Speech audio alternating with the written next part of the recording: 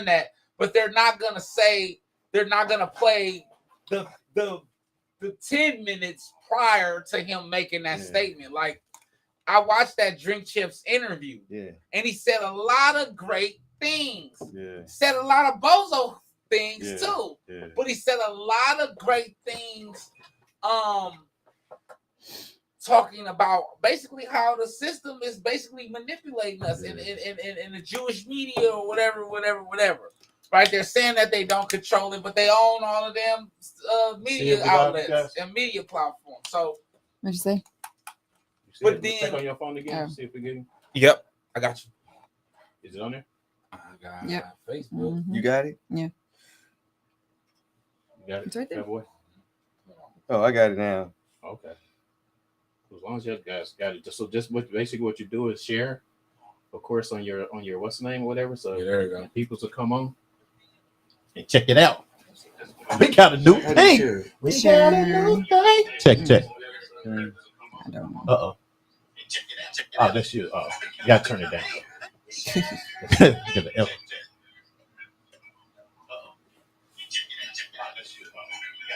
Oh, you're not doing YouTube this one? Yeah, it's YouTube. Oh, okay. Yeah. I just wanted to make sure it's on Instagram as well, so you can, if you got followers on Instagram, you can. So how do I share it, boys? I don't know. I don't know how to share it from there.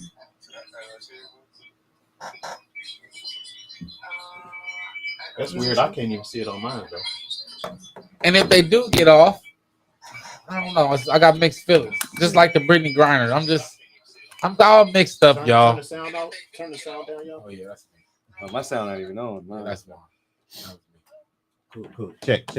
Like, I'm mixed feelings. Like, I wanted Brittany Griner to come home, but I didn't want them to release the Merchant of Death. Yeah. Like, you get what I'm saying? Did you see his interview? No, I didn't. Yeah, he said he has empathy for America. He said this ain't the America that it used to be. He said we sell it. We done sold out. He said we are a shell of ourselves that we've sold. Nick, we back. Let me know if you see us. We don't have anything now. We try to go live on Instagram as well. We don't do anything. I see a few people kicking in already. All right, that's what's up. Let me know in the comments, Nick, if you see me on Instagram. All right, and then start sharing from there as well if y'all want to. It's a new thing. We got a new thing. Or it ain't really new. I probably just now figuring it out. The Merchant of Death? It is the Merchant. That's probably what it is. Name, right? Well, let me know or text me or either hit me in the comments, you guys, if you're actually seeing us on Instagram as well. I was thinking of, you ever seen Lord of War? Yeah. With Nicolas Cage? Yeah. I'm like, is that the About to character? get started. Yeah. Because this name was Victor or something too, right? Yeah. So it's like it's kind of loosely based off him, and that's even more crazy. What we got. There she go. Yep, I see y'all. All right, that's what's up. We in there. Nick got us there. Let me go. All right, man. All right, y'all ready to get started? We ready? Everybody ready? We ready? Yeah. I guess y'all ready. All right, man. Let's get this started.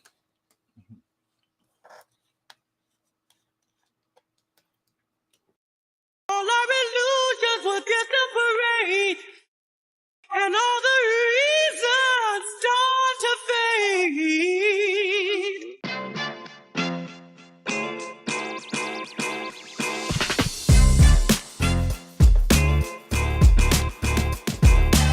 What's up, everybody? Welcome to Reasons, the show where you can give your reasons why you think what you feel about what we're talking about today.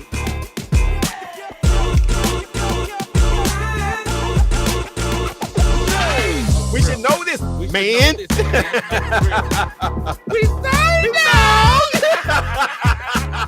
Dear brother, how do y'all deal with erectile dysfunction when you're in a relationship? I wouldn't know how to do it unless I had it. And remember, if they're talking about you behind your back, they behind you for a reason. Peace. I love y'all.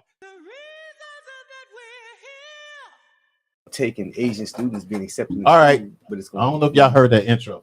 Diminish the amount of black I don't know what's students happening going here. to schools. It's always something, ain't it? But that's not being able to get into these universities. Speak the truth. Okay.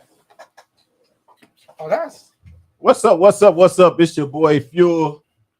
Oh, you ready for me? Yeah, Fat boy in man. the building. You already know what type of time we on. What happened? You ain't even got the camera on me. You talking about you ready? Hey, I'm doing everything, dog. I got we cameras, in here. What's happening? Got lights, got cameras, got everything going on around here, dude. Trying to do Instagram now, you know what I'm saying? So you over there multitasking. I'm multitasking, man. You know what I'm saying? People calling up. People been sick lately, man. Man, seriously, tell them to keep that kung fu to themselves. Do what? Take nothing. Some ignorant shit. Some ignorant shit Trump said. I had to say that. When you hear it out loud, it sounds so bad, and you have to take it back. Like I didn't say that on purpose. You know what I mean? It was so bad. It was real bad, y'all. I'm sorry. Right. He said that's all it is. It's just kung fu. What? What? Well, anyway, man, we got a great show got lined up for you guys today. Once again, part 3 of Shades of Non-Monogamy, where our guests Melissa and Wayne, they back in the house, whatever. Yes, sir. Yes, sir. Then we also talking about what else did I even put up there, dog? I've been working so much, man. Oh yeah, we're talking about oh, I didn't put it up there. My bad. But it was the couple dating. Couples dating. So we're kind of going to talk about a few things with the couples. I wanted to kind of talk about, is it mandatory for a couple success to double date? Is it mandatory? Right? To deal with other couples. And I'm gonna kind of explain why. And then I also want to talk about, we kind of touched on this before, but really the importance of, for men to practice intimacy with their woman, not sexually though. Yeah. Far as, because I know as men we have this issue of PDA, right, which is public display of affection, or just on how to treat their women out in public or in private to show that their women are beautiful. And I hear a lot of men was like, I'm just not that guy, or blase. So I kind of want to definitely get you guys' opinion on the importance of it. And then almost like, why do you think men are that way? You know what I mean? Why do you think that we opt to basically, I want to say, shield our feelings or close away our emotions because we don't either want to be perceived as something else, or we're so egotistical that we feel we don't have to do anything else. Yeah. So I kind of want to break it down. All right. And before we get too deep in, get into that, man, I want to say rest in peace to a guy that just passed because of this from suicide. Stephen Twitch Boss, you guys, if you don't know who that is, that's the dancer and the co-host. He's actually a Dancer with the Stars. No, dancing. So you think you can dance? So you think you can dance? Yes. So you can think you can dance, and then actually he was the co-host as for Ellen, co-producer. That's what it said. And producer and executive producer. Yes. Unfortunately, he took his life Tuesday, and yeah, man, and it was just so sad. My condolences go out to their family. I think it kind of hit me a little bit different when you meet somebody, because I've met him. You know what I'm saying? And I basically, and just out of the blue, I just picked him up doing Uber. While I was Ubering and shit, and his personality and the aura of his happiness was just always, it was around. You know what I mean? He was positive about what I was doing. He didn't even really talk about himself, of course. He was like, so I see you. I think on my app I said acting and stuff like that. So he got into asking me these questions and stuff or whatever, and was giving me positive energy and positive acclamation to, do what I'm doing and keep going. Being that I'm coming from Kansas City and stuff like that, and I still remember that. So when you do that, when you get that from someone and you see them on these shows, they are happy and smiling all the time, and you just don't know something's going on with them. And that's, and I would never guess that this guy would have went out the way he did. You know what I'm saying? And so, I just condolence out to their family, man. I think the first show that we did Wayne talked about that, right? We talked about the importance of mental health, and especially of men of color, right? And of black and brown men. And I'm learning, right, to, instead of holding a lot of the things in on an ego standpoint, to actually putting it out and communicating it, and not worrying about the feedback or how it's received, but actually getting it out there and letting it out, right? I think that a lot of times as black men, we go around holding a lot of hurt, a lot of pain, a lot of frustration, a lot of ideologies of what we think is supposed to be a man. And I think that no matter how much success or how much accolades that you get, I think that you can't do anything, but you can't run from yourself. Right. I always talk about one of my favorite artists, Mac Miller, right? And his last Tiny Desk performance, you can just see Mac is in pain. And we take he lost his life due to overdosing, but it's kind of that same thing, right? As with Twitch, is just this pain that no one around you can help you with. And I think that as black men, we all need to get on board with really tackling mental health and really talking and expressing the importance of getting through your mental health, right? And working on those traumas and talking about those traumas, because our wives can't truly help us with this, right? I think it's something that we have to start from within. And like you say, good brother, genuine, full of life. But what was it inside of him that made him no longer want to be here? Yeah. That's the scary part, right? Yeah. Because you said that when you met him, and I'm pretty sure, because I read a lot of comments and remarks, and all the remarks is he was the light of the life. Right. He was the light of the party. But a lot of times, those are the most hurt people, because they're always the ones picking everyone up, and no one's there to pick them up. And I argue and I fight with that all the time. But you also, you have to wonder, because you have your significant other. You're not talking to that person. Why not? Why aren't you talking to that person? It goes into what we want to talk about later, like, right? I think as men, it's an ego thing. I think it's dealing with a certain one. We always talk about this crazy. Every show we have, we always talk about this. Men have a hard time properly articulating how they feel. It all starts there. Right. Right. And then when we do communicate how we feel, depending on how it's received, is how we continue to communicate. Right. So if I communicate to you in my most vulnerable state, and as our women sometimes are very strong, she's going to go directly to the solution. And I may at that moment been looking to be coddled, right?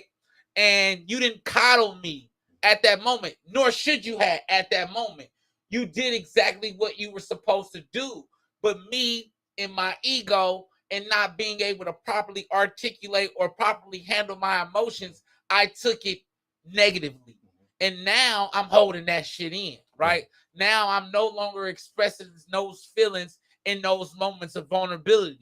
Yeah. Because now I'm embarrassed, and now I don't want to be wrong, or now I don't want to feel like, okay, I'm going to be basically not disregarded, and all those things that you feel when your feelings aren't validated. I think some of the things is I guess what makes it so hard. Say for instance, I almost see myself in a position like that, and it was a time where I knew, and the people that I called was close to my friends that actually really knew me. there was times where I know that I don't care what they're doing, where they are. They know that they call me, I'm there. I'm jumping. You know, I had an incident probably like a week ago, less than a week ago, you know, where I know that I would be in there for this person no matter what. Then I asked them for something very simple, and they wasn't there. You know what I mean? My mind went into, you know, that's for one, it's really messed up. Yeah. You know what I'm saying? And if you don't have someone else to talk to about it or say something about it or whatever, then that builds up mentally with you. Absolutely. You know what I'm saying? And it kind of makes you wonder, like, I've been here for that, but they can't be there for me. You know what I mean? And that's where a lot of mental breakdowns go with people, you know, and really learning who your real true friends is. And I think because of us having the shows that we've been having, I've thought about, you know what? Obviously, they just not, you know, you basically was just tested that this is your real friend or not. Right. This is your real friend. And look at it in that perspective. But if I had not looked at it in that perspective, or I had not had the knowledge of what we've been talking about doing our shows or whatever, I would have been in that place. I would have been in that place just last week. You know what I mean? You know, I would have been in that place when I told you about the best friend I grew up with years ago or whatever, and left me stranded here in Cali, nowhere to go. Till this day, he don't know if I'm alive. You know what I'm saying? Unless he see me on the show, of course. You know what I mean? But until this day, he still went and didn't care.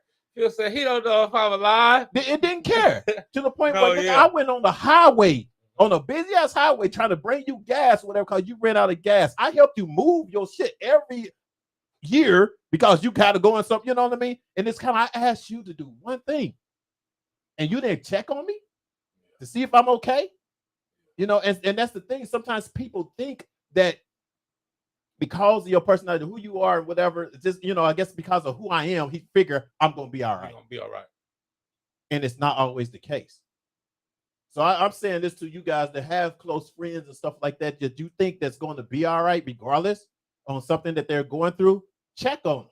You know what I mean? And let them know, because even just that little check will help make them all right. It can save somebody's life. It can. I think that just being more attentive, right, to our friends, and I think we got to start paying more attention, but then also caring for one another more. Mm-hmm. Because I think that me and my brother is so funny that we these two hood dudes, right, mm-hmm. or past hood dudes, but when we get together, it's either real Black activism or love, right? Mm-hmm. We're talking about relationships and how to be better men, but then also when he hurt or when I'm hurt, mm-hmm. it's this safe space that we've created. We're not really say much. It's like this, we just know that there's a space here. Your presence alone. It's just that, you know what I'm saying? It's like there's a space here. You can say anything. You can cry in here. You okay in here. And I think that we as men, we need that space, just the free zone. This is something I'm working on with my woman with, and she's learning with me. I sometimes just need a free zone to free from tyranny, free from ridicule, free from all of these things. Uh-huh. I just need a free space to kind of let it all out. And then once I let it all out, let's pick it up and let's prioritize it, right? And let's compartmentalize it and say, okay, well, babe, you don't need that. Uh-huh. Okay, let's get rid of that. I see where you're coming from with that. Let's put this over here for a second and let's work on this. But this, babe, this is important because I've seen something right here. And I'm teaching her how to do it, but also learning to stop being so egotistical and so soft. Mm-hmm. And what I mean by so soft as meaning wearing my feelings on my sleeve when she's being constructive, right? And when she is giving good game, but I don't want to hear it at that time. I think a lot of time our ego does that to us because our mental goes back to our mental health is we're not able to take constructive criticism, right? And understanding that this person isn't saying anything to hurt me. What they just said is actually only going to help me. But I think a lot of times, because we don't know how to properly articulate our emotions or digest our emotions, right? It's hard for us to kind of get over the fact that as men, no one, not even women, know how to actually deal with our emotions either. Yeah. And so it's going to happen that way. Yeah. And then with us understanding, okay, shit, is that serious? You know what I mean? So what you got over there? Yeah, nah. So what I almost feel like you're alluding to is what we're gonna bring up later on about double dating, right? Yeah. I think that this kind of goes into what we have been talking about. We brought today about community, right? And so this is to your point, is that I believe that it's all about having the right people around you, right? Yeah. And so when you have these right people around you who model for you, you're in turn going to be that as well, because you see it and you see it working well for them, right? And so I think that we have these people around us who aren't really for us, right? And they don't really care about us the way we care about them, right? And so we have to, and I think that us loving ourselves and putting in that work on ourselves and knowing who we are, these people start to get eliminated out of our lives. You know, we start to, and it's not that you say, oh, I'm cutting you off. You just don't have space in my life anymore, because you don't know how to show up for me and care for me. And because you can't show up for me and care for me, I'm not going to be as available to you anymore. Right. You know, and that's not to slight them or whatever, but we just not the same anymore. We're not the same space in our lives anymore. Page, right? And because I'm trying to grow and be better, so I need these type of people around me. And when I hear people say, oh, those people don't exist, I'm like, man, I know those people because I got them around me. Right. Like, they're out here. It's just how you show up, because we so used to showing up. I the other day I made this phrase that you know, everybody's dating in a chaotic chaos, right? Because it's all just whatever. But if you leave that and you go out and not be afraid to see what else is out there, you'll be amazed, right? Mm-hmm. That's why, and I hate when people start talking about alpha and beta males, right? Because again, what we're talking about, you're talking about you saying beta males because they're more in tune with their emotions, right? Well, they're the more courageous ones, because they aren't afraid to speak on how they feel.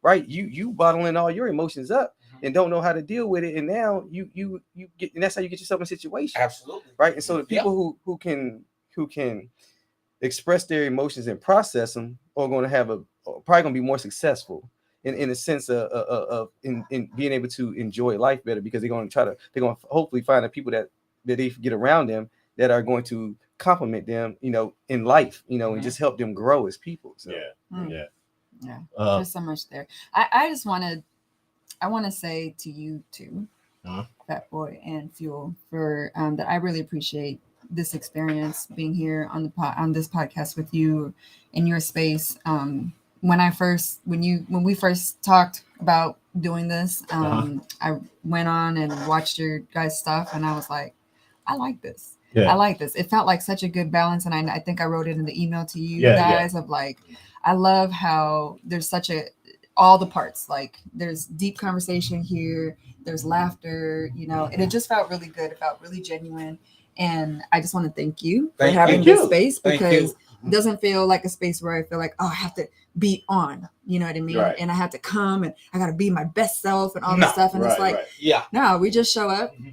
Genuine people, right? And it just feels good. I mean, and that's, I think, to the point of you and your brother, to the point that we were talking about double dating and things like that, is like, I think we all kind of desire that, of having that space of like, where could I go where I could just, you know, be me, and I had to like put on this persona. I mean, you know, truth. This, before we came here, I was in the room crying. It's okay. I did not feel like coming today. Absolutely. You know, it was a hard day today. Because mommy's all of that. All of that. Yeah. But you know, I knew it was like, okay, got to do this. We said we're gonna do this, and not in this like, oh, let me be strong way, but it was like, it's okay. I can show up and tell them. Okay. And I felt like I wanted to say that today. Yeah. You know, especially I felt like I wanted to be like, hey guys, today was hard. Yeah. That's okay. You know what? I love the fact that, it's just what we're saying. I love the fact that you feel that this is the space for that.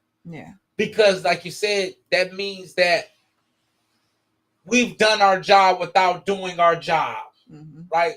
We are genuine people, and you feel, hey, I can tell Fat Boy and Fuel I'm having a bad day. And not only can I tell them, I can work through that bad day, and by the time I leave here, it's going to be a good day because I'm able to lay that and put it on the table. I think you hit some things on the hill. I want to say, how often do we go through the world being someone that everyone else wants us to be? Yeah, often. Right? And I think that's what you get with your Twitches, your Mac Millers. You get these deficits because I'm going through the world being someone that I don't want to be. And I want to kind of allude to I think the transgender and homosexual men. And I said it to say, I always talk about James Baldwin.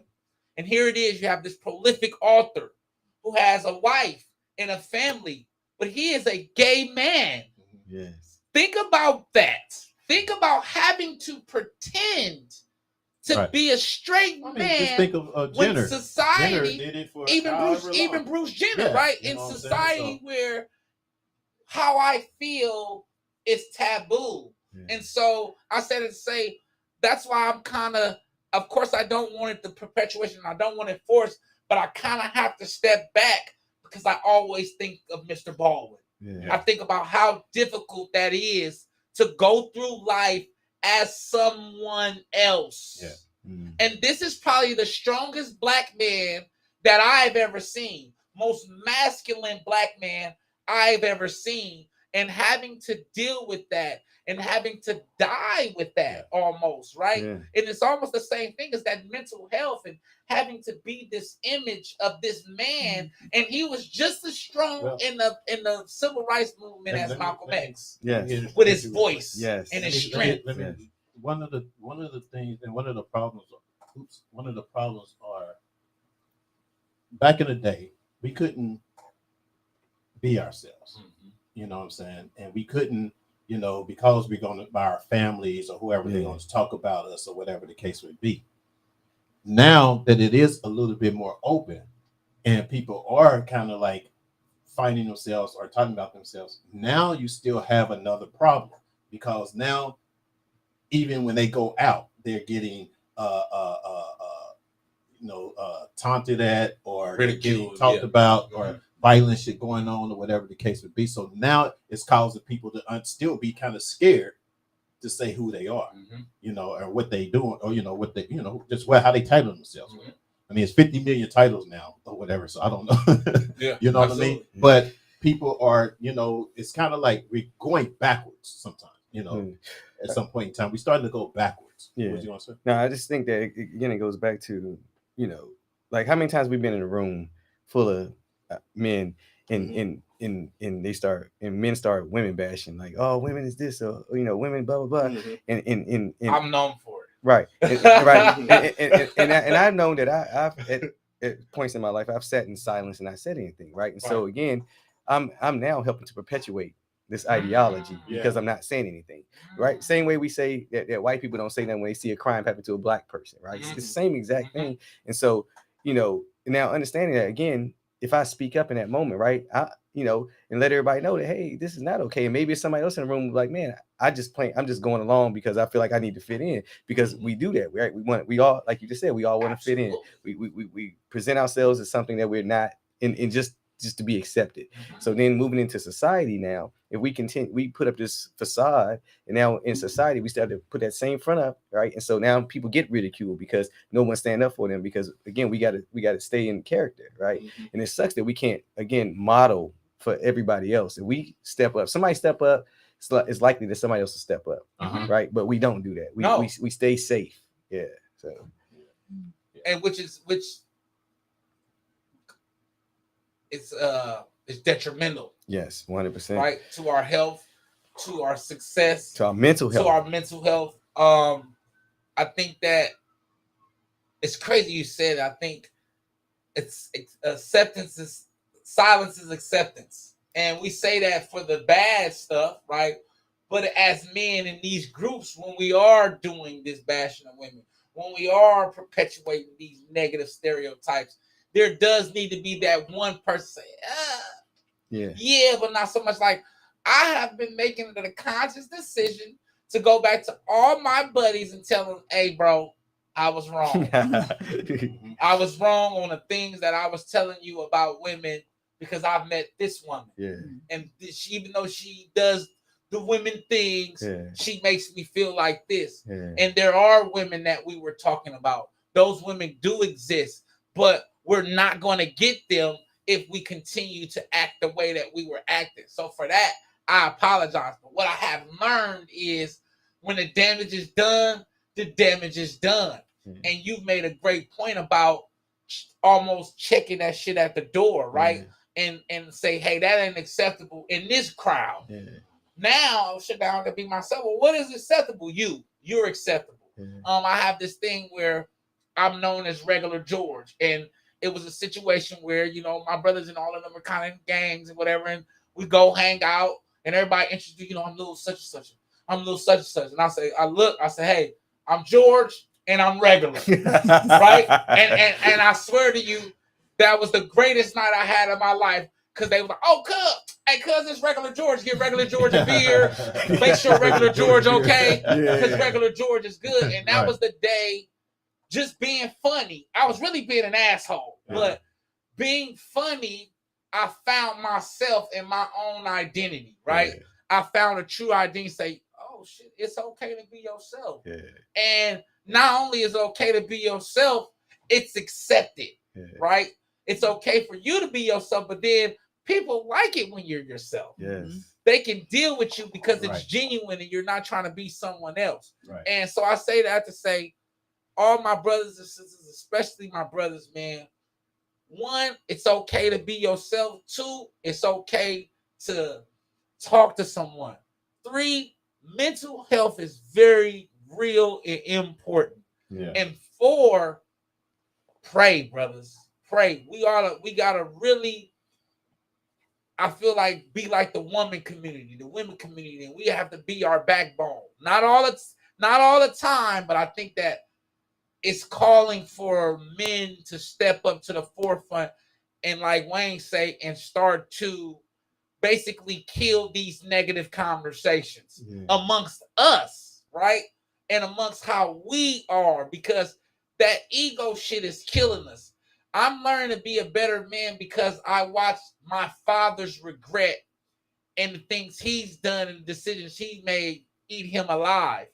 And thank God I have that experience and that example on what not to do, because it's so easy to slip into that ego and let society tear you apart, man, and turn you into something that you're not. Let's get into comments real quick. Nick says suicide has no face. Look at Robin Williams, just sad. She said suicide is equal to brain damage. Mentally, you're not there. Silent killer. And just like your strong friends, call them, check on them. Just check on them. They are strong for you, but you are there for them. Right. What else we got? Oh, Nick, you talking a lot. Facts. That was me waving. Fat boy, I see wedding bells with this woman. Don't let her go. Absolutely, I agree. We know it's coming. We know it's coming. I agree. Know what I'm saying? Definitely, I agree. It's coming. And you know, you have the ticker on the ticker there. I saw the crisis lifeline. Oh yeah, and yeah. I kind of wanted to make mention of that too, because you know, to your points about mental health, and I want to normalize like calling out, you know, a hotline or something like that. Like sometimes it's harder to talk to the people that you're closest to, you know, like even though we want them to be there or they want to be there for us, sometimes it's really hard because there's, you know, we got a whole relationship. There's more at risk and at stake, you know, there's expectations and roles and all of these things and fear of disappointment, all of that. And so I kind of want to normalize things like these hotlines or just whatever places. Don't like, check it out, call it out. You know, what's the worst that can happen? Like, try to find somewhere to talk, you know, if it's not a loved one or a close one. I mean, sometimes it's harder too, because those loved ones and close ones, because they love you or because they have expectations, they got, you know, advice and all of this stuff. And like you said, sometimes you just need a space to talk. Like you don't even want all of that. You just want to show up and cry or whatever, be upset, be angry until you kind of cool off. And you know, you don't want to have to do all of that. So find a place, a hotline, you know, somewhere or something. It doesn't have to be a family, a close friend or whatever. Just find something. Try, like, just normalize doing that, doing the action of reaching out. You know, I'm studying for my exam right now, my clinical exam, to become licensed. And I just want to throw this point out because it's something that really helped me. And it's the word responsibility. And I've always felt like really challenged by that word responsibility. It's like, it's a lot. It's like responsible. It's like so much to show up for, you know. It's like but anyway, in my exam, there's like this theory that reframes the word responsibility as being able to respond. So instead of like responsibility, like, oh, you got to show up, you know, expect to do all these things, it's really just the being able to respond. And the ability to respond, should I say. And so being responsible is having the ability to respond, whether it's right or wrong or whatever. It's just not getting frozen, you know, and it's being able to like, oh, okay, I could do this. I could be alive. I could show up. I could respond. I can do something, whatever that is. And I kind of like the reframe of that word. I don't know if that's a far reach. I hope you can. No, I like that. I like that. But I like that. You know, for whoever that can help, like, it's just try something. Because I think that's the place, like, when it comes to, you know, like I said, mental health and suicide, we're feeling isolated and alone. It's too easy to just kind of like, you know, just go through it alone, and you don't have to. So. Oh yeah. I like I said, I've been in that one.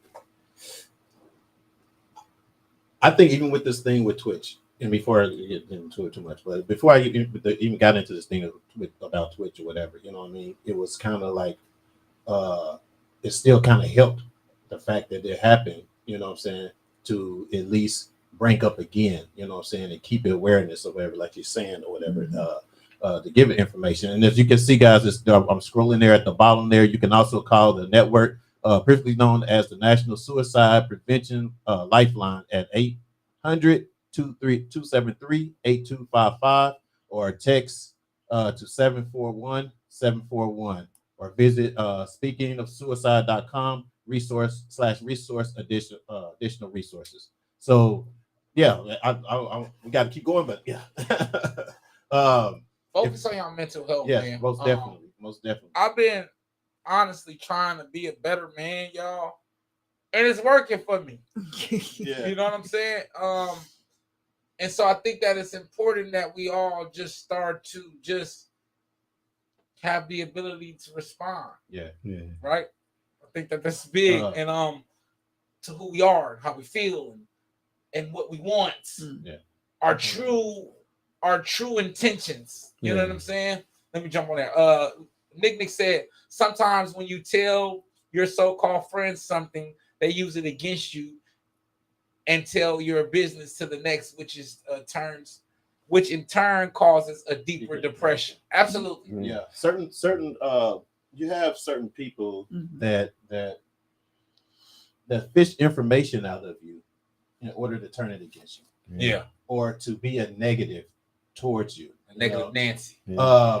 This is why us as a culture, Blacks, have a serious problem with helping each other, because we don't trust each other. You know, back to the instance about Deion Sanders and Dr. Umar. You know, they had, you know, Dr. Umar was giving all this negative energy about him, but yet you are advocate for us, supposedly. You know, regardless on knowing, you know, what you heard that he said or done or whatever the case would be. You know, when you're an advocate for someone like that, you should be getting facts. Talk to Deion. You know what I mean? If you in that space where you can do that or whatever, you know what I mean? And sometimes when people don't do that and they're talking about you, you know, that can trigger a person's mind to be like, well, but damn, I done everything I can, and now they still out here talking this shit about me, Yeah. you know, and that would drive people in a negative space or whatever, and maybe, you know, push them if they wasn't strong enough or don't have other people around them or whatever to push them to it. So it's stuff like that, man, that we got to try to get away from. But, you know, and it's hard to, because it's actually done between us or whatever, you know. So when like she said, when we try to share things with our friends, you know what I mean, and they go off and, oh, you know, such and such it didn't work. I told you it wouldn't work. You know what I'm saying? All that negative energy or whatever. It's but hard I think to get. Wayne hit the nail on the head with that, right? I think it's just all about picking.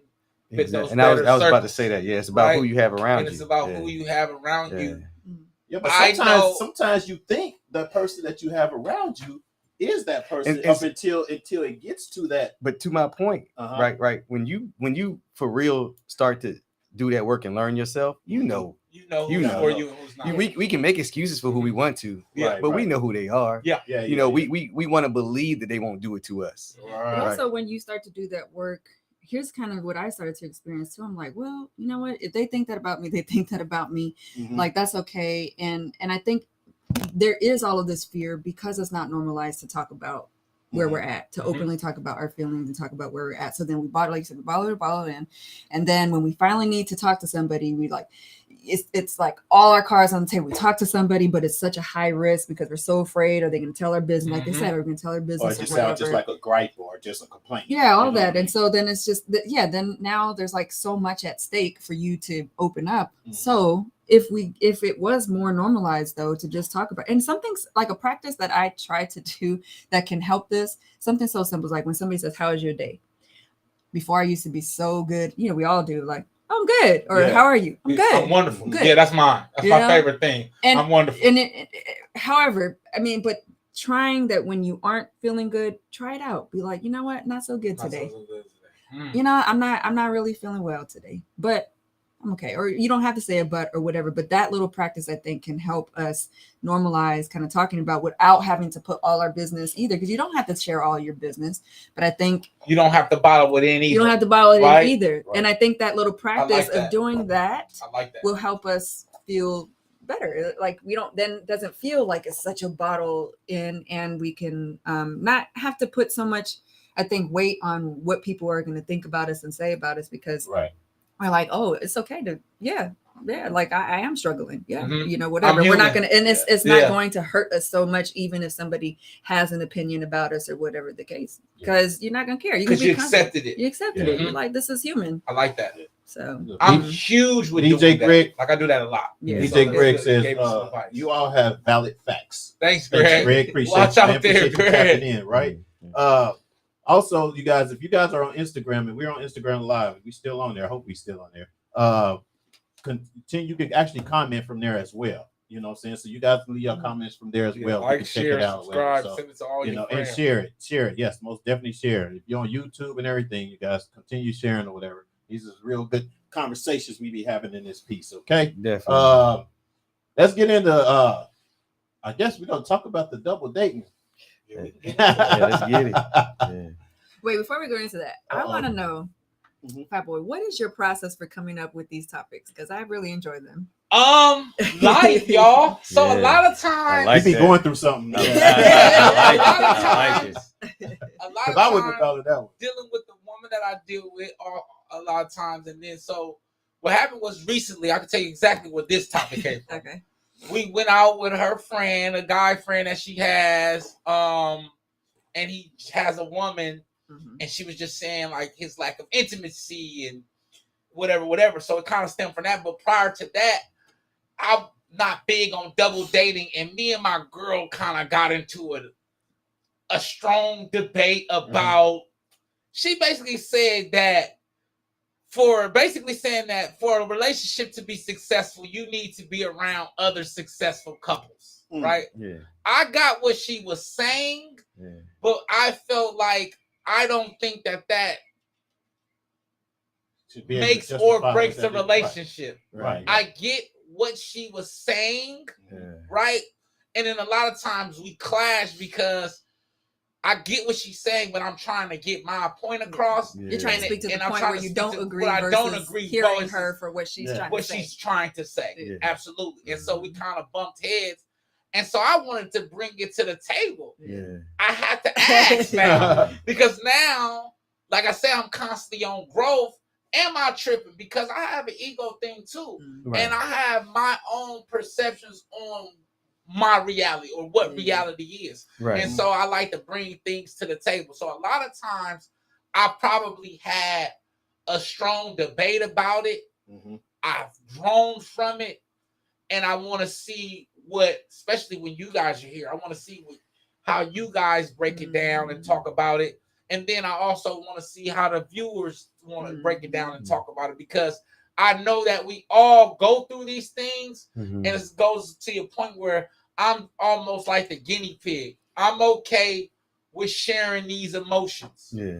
I'm okay with talking about this live in front of y'all watching me go on my journey, because it also helps with my confidence on no matter what you say about Fat Boy lives in his truth. Yeah. And as long as I live in my truth, I'm being myself. You get what I'm saying? And so you can't really hurt me because I know what I gave you, and I know also it's somebody else out there that's going to benefit from what I'm saying. So a lot of times it's usually life, or we'll just come in here and we're talking, but a lot of times I've lived it already. Yeah. So that's just a Jew for y'all. A lot of times this is something that Fat Boy has experienced already. Yeah, I like that. Yeah. And thank you. And to that point, I don't believe someone should base themselves off of another couple, because sometimes you get out together and some couples are trying to upshow the other. Yeah, you know what I'm saying? Just even like you know, you have some that are very affectionate with each other and want to show that off in front of you, or you know, and who you are, whatever. Then your girl might be looking like, "Wow, I ain't getting that." You know what I mean? So it can actually turn. It can be good for you in some ways, but it can be bad in others. No, we you know actually talked about that on the double date. That's what made it dope. We talked about that, right? Yeah. Because I'm very PDA, and it doesn't have to always be kissing. I'm rubbing. I'm constantly showing affection. I'm opening up the door for her. I'm opening up her car door. Right. And the guy not so much. So my thing is sometimes I don't like double dating with guys because most men have a thing about being intimate with their woman, and I don't. Right. Because that's always been my game anyway, right? I've always been intimate with the ladies. Now, my woman definitely gonna be intimate with her, and it's not necessarily, like I said, it's not necessarily sexual. It's I'm flirting with her. I'm rubbing her leg while we're at the table, but I'm not trying to show you up though. Yeah. Because guess what? On our way up here, am I wrong? I was rubbing her leg. Wrong? Is it women? Maybe it's me. I think I don't know. I think women pays attention more than that than men do. I never see. I don't know. Maybe that's. I don't know. Maybe it's me. Men pay attention because to it. I don't pay attention to because they'll say shit like this. I'm gonna tell you how I know men pay attention to it. Men are like, damn, bro. You sure is kissy over there. Or, oh, really? Yeah, men I've never seen that. I never heard that. Men make a joke. Really? Right?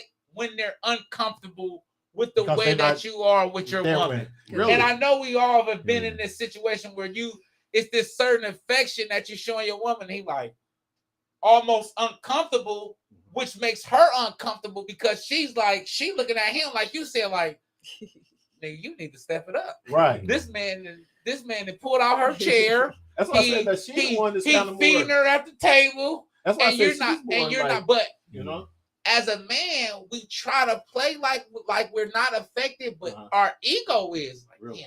Damn, he kind of embarrassing me. Because I'd have been on dates where men that just look at you like, oh, here this nigga go, here you go on that, like. But that's just me. I'm like that, and so that was my big pet peeve. My thing about double dating because have it ever turned into a competition? No, like with me is Normally, I'm stupid like that. I'll be like, hold on, baby, let me. You know what I'm saying? I would be like, you know what? I'm trying to rub on her and do the same because I see that's happening, and I know that I'm gonna hear it when I get back home. If I'm not giving it to her, the same. You know normally what I mean? There is no competition. I want to say because I'm not saying I'm the only man, right? I'm just happen to be more in tune with my emotions when it comes to my mate. Yeah. That I'm, like I say, I'm very affectionate. And a lot of men are affectionate behind closed doors. I'm affectionate all the time. Like I'm affectionate when we're at home. I'm affectionate when we're at the grocery store. I'm affectionate on the date. So I'm only doing what I always do. Right. You get what I'm saying? Right. You being you. Other guys, they only affection when they trying to get some. So you know what I'm saying? Or I feel they got to prove something. I was gonna say crazy, but you know when they trying to prove something to someone else, and you can see it though, right? If the woman knows that, oh man, this ain't you. You putting on. But I wanted to say that to address, like, men, we gotta stop that, right? We gotta start being more intentive and more, I want to say, emotionally involved with our women. I think that, or just worry about your shit. Don't worry about me. Or don't be. You know. I think that the reason why you're worried about mine is because deep you know inside that you ain't doing right. No, not just that, but deep inside you want to do this, but you don't know how to do this. And now, and be genuine. And now that you're caught in this rock and a hard place, you're trying to force it. And now she knows you're forcing it instead of just saying, hey, right. Like, how you doing it? Or she get on that. Don't be doing that because he's doing it. Absolutely, she gonna say it. Most of the time, she gonna say it because she's gonna know that you putting on for me or for you. So I always tell men. So what was the I guess the conversation between you guys? You say y'all kind of got into it or whatever. What was the main? What was the meat of the conversation? Yeah. She just, like I said, she more feels like the point she was really making was that it's good to get out with couples together and learn from them and see what successful couples look like, hang and meet. Because you, like Wayne was saying, basically you are what you eat, your environment, you know what I'm saying, and the people you hang around. So that's what she was more talking about. And then also having your own time. Like she needs her own time and I need my own time. And then we need time together to hang out with other couples to be more successful. I'm always the devil's advocate because I'm like, well, I don't believe that, right? I don't agree with that. I got what she was saying, though. I don't agree with that because I think that a lot of times, especially women, it's an easier way for them to admire someone else's lifestyle. Right? It's so easy for a woman to say, well, James just took her to Barbados. And we don't have Barbados money right now. You get what I'm saying? And so now I'm competing with damn James. Because not because I'm trying to win, I'm trying to keep up with James, but because I'm trying to make my woman happy. Like James is making his woman happy. And I think that a lot of times then that can cause friction. That could cause friction in our relationship because I'm trying to make her happy, or I'm trying to live up to this idea that another couple is that's their couple, that's their relationship, that's they have their own identity.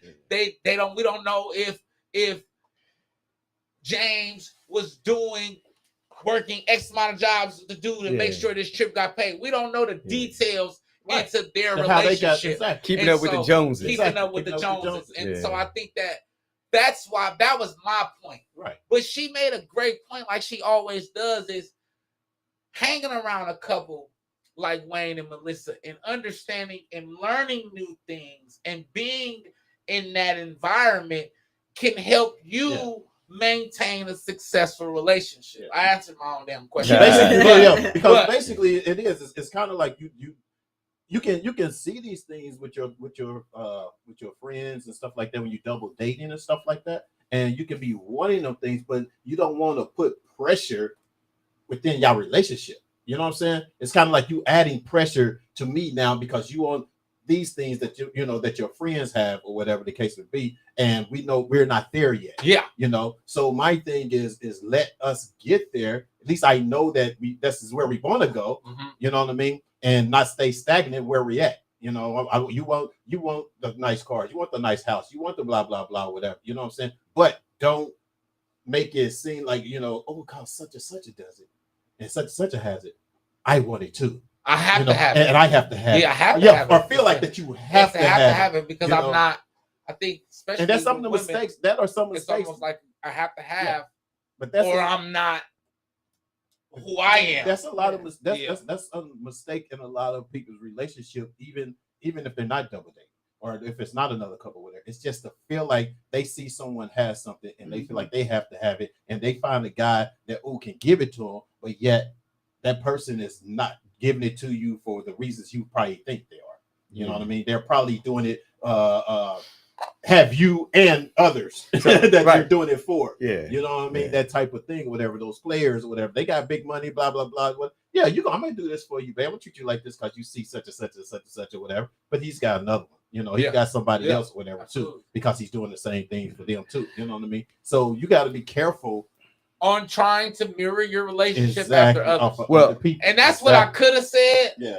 But that's not what I said, ladies and gentlemen. You just said it, though. Nothing like that. She see this. Yeah. I said nothing like that. But again, it goes by who are you trying to model yourself after, right? Because we're talking to the people who whatever, right? But that's unrealistic. Like this dude who can, I'm taking my girl to Barbados next week and such and such next week. Well, we're not trying to model ourselves after them. Like we're not even in, whatever. In that league, right? Yeah. So let's manage our expectations, and at the same time, like if I want to learn how to do something, I want to be better at something, I'm gonna hang out with somebody who do that thing or are better than me at doing that thing. So if I do have a couple who is a friend who they are genuinely able to work through a lot of issues and problems, and they are able to just how I see them operate one another, communicate well, then I would want to hang out with them because they can now give me some tools. I can watch them interact. It's genuine, it's real. Now they're modeling a great thing for me too. I can bring back to my relationship. So recently, me and Melissa went on. I guess it was a double date. We went out. We were out on Saturday, and was it Saturday? Mm-hmm. Yeah, Saturday. And the woman, she had said something. And I feel like I'm pretty good about expressing myself, right, with Melissa. But she said the way she said it and the way she framed it, I was like, oh my God, you just gave me words to what I need. Mm-hmm. Like when Melissa hangs out, like I need Melissa to check in just so I can make sure she's good. Mm-hmm. Like instead of being like, hey Melissa, I ain't hear from you, right. But it's like, hey, I need this thing. But how can I? But it's coming out as it's different because I'm frustrated probably with not having the words. I'm feeling pressure because she's asking, well, why do you need this? And so I'm feeling uncomfortable. But the truth is, hey, I need this thing, right? But it helps me, right? But because we hung out with them, and she's framed in that way, I was able to take from that. It's like, oh my God, thank you. I appreciate it. You just giving me words for something that I've been trying to articulate for a couple of years now, right? And so I do think that we can benefit from hanging out with others, but again, it depends on who we hanging out with. Right? Because like you say, you are genuinely affectionate, right? That's amazing because a lot of women would want that, right? But yeah, if her guy is not like that, what I'm saying, and then, for whatever reason, maybe he is not that, maybe he is not that anymore, whatever. But they could have had a conversation about it early on, and if they did have a conversation, he used to be like that, he switched up, then I understand why he would feel uncomfortable because you making him uncomfortable by doing a thing that he isn't able to show up to do, Absolutely. Which I get that. I understand anyway, that's none of your business and it doesn't even matter. So just show up to the dinner. Like that's a lot of energy and thought on thinking about the other person and how you're gonna all that stuff. No, we get that, but you know what it really is though. Mm-hmm. Like you hanging out with people, we've hung out and we've known how it's been in the past, how we see people show up or not show up because of how we show up with one another, and we can tell that they got feelings and emotions and they going through their whatever. I'm talking about, so we know. Yeah, I mean, not everybody, like choose your date. That's what I just said. I just said that. Yeah. Choose your date wisely. Yeah. I think you both had great points though. Like I feel both of you because I truly believe in I guess I didn't think about it specifically double dating, but it could be that, or just in general community. Like, I think probably the biggest like obstacle to our relationship, maybe one of the biggest obstacles to our relationship, was that was that we went through a lot of shit in private. Yeah. You know what I mean? Because we didn't want to be that couple. Right. We didn't want to be the couple having problems. Yeah. We didn't want to, put our business out there. We're told, like, don't talk about your relationship. Don't put your business out there. Keep it to yourself. You're private. Like, deal with that shit on your own. Yeah. And I think that was a big downfall for us, because we had to pretend, we had an image to uphold, and we didn't want to be judged for not having sex when we weren't having sex, for not being affectionate and intimate, for not being affectionate and intimate, or whatever the case. And so, we just had to pretend a lot, and that was hard. And but not only because it wasn't just like, not only because it was a lot of energy, but also I don't think it was allowing us to really face the things that we were facing. And so I think it is helpful when you do get out there, that shit is uprooted. That contrast of another couple brings up the stuff in you, and it brings up the stuff in your relationship. It's like that needs the attention sometimes. And I don't think that's necessarily a bad thing. Yeah. And then on the other hand, Wayne, he uses this word often that, like, I cringe when I hear it, of like power couple. I'm like, I don't want to be the power couple. Like, don't stop that. Like, I don't want to be the power couple. And I would get annoyed by him. It's like, I don't care about what another couple is doing. Like, so what? We got our own thing, and I'm not trying to be this power couple either. But I don't know. I like both. I think the But we are pretty affectionate, though. I just wanted to throw that out there. I think Oh, we know that. I think the power couple. I think the power couple thing is within, as opposed to having to, because people will see you and say, "Damn." Exactly. You know what I mean? And that's how I would. To be honest with you, I would look at y'all as a power couple. I framed it to her like that, and she. I relaxed. Yeah, I relaxed. I relaxed into what you mean by the title. You ain't I'm trying to be all, That was her old way of thinking about it. It's a natural thing that you see in somebody when they're basically holding their grounds and doing what they need to do to be having a good marriage, or having good communication with each other and stuff like that, and growing as y'all go. That's a power couple to me. So I think sometimes being a double dating, like you said, with the right people, it can be therapeutic as well. Mm-hmm. You know what I mean? Because sometimes, like you said, those words that the other couple gave to you or whatever, that was more really therapeutic. Yeah. Because you've been probably searching on, how do I explain this to my woman, blah, blah, blah, and then going out, with someone else helped you do that. Mm-hmm. So it can work in both ways. Yeah. Absolutely. It's all on too, though, how your significant other comes at you about it. If they see something, how they come at you about it or whatever, and expect of you because of someone that you've been out with. And we both had, the funny part about it is, as men, her friend, which his name is Dante, shout out Dante. Her friend, he had the same reservations. And his reservation was saying the wrong thing. Mm-hmm. Mine is public display of affection and how I am with her.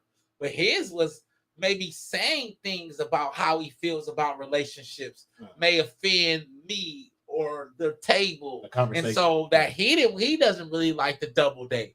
And I never looked at it from that perspective either. Yeah. Right? I'm thinking more about how I treat her. He's thinking about the things he may say. And I that's another reason why I wanted to kind of bring this topic up to there's really a lot of thought going into double dating than we think it is, right? There's a lot of nuances to it that you're not really talking about. And I think that when she expressed her feelings about double dating, and then I expressed my feelings about double dating, and then we went on the double date, and then what we took away from the double date made both of us look at double dates different. So how did it go for you? It was awesome. It was good. We had fun. We had some drinks. Yeah. Like I said, we had real genuine conversation. So it was actually just the discussion later. It was more it was prior to the double date. Yeah. Oh, okay. I was just saying, like, I really don't do double dates. I was real like not really wanting to go. Right. Because I really don't do double dates. I'm not a big fan of it. Right. Is it really the display of affection? Like, is that I guess I'm missing like why you don't do them. Why it's such a thing for you? Because I ain't trying to mess up your shit, bro. You feel me? Because I know that this gonna get you in trouble when you sitting across from this man. Yeah. Do you get what I mean? Meaning like the way that I'm treated. But why are you worried about that? Like because I don't want to. And it's the funny thing with both of us for saying that. I don't want to step on your toes because of how I am. I'm not really worried about it, but I know that it's gonna be an issue sometimes. Well, is that? I know that it can be a possible issue. So in the back of my mind is looming. Okay. I'm not necessarily worried about it because I'm gonna be me regardless. Yeah. But I'm looming like I don't want to make you feel bad, bro, because I'm coming in like this with my woman. And if you're not like that with your woman, it can be a bit much for you because you don't. You're not coming like that. Is that for someone that you maybe just first meeting, or is it someone like once you know that couple or whatever? Is that the same? Do you still have that same? I don't have that same feeling for that couple anymore. So, but when you first meet them, you feel like any double date. Now I'm open, a little more open because of my experience, and we were able to communicate and talk, and we had very great. We had a very great conversation. Very great conversations. Very intellectual conversations. So you said it was therapeutic. So I was mentally fed, I was emotionally fed, I was spiritually fed from that encounter. So it was a benefit. Similar to what she was kind to say, like what my woman was trying to say, right?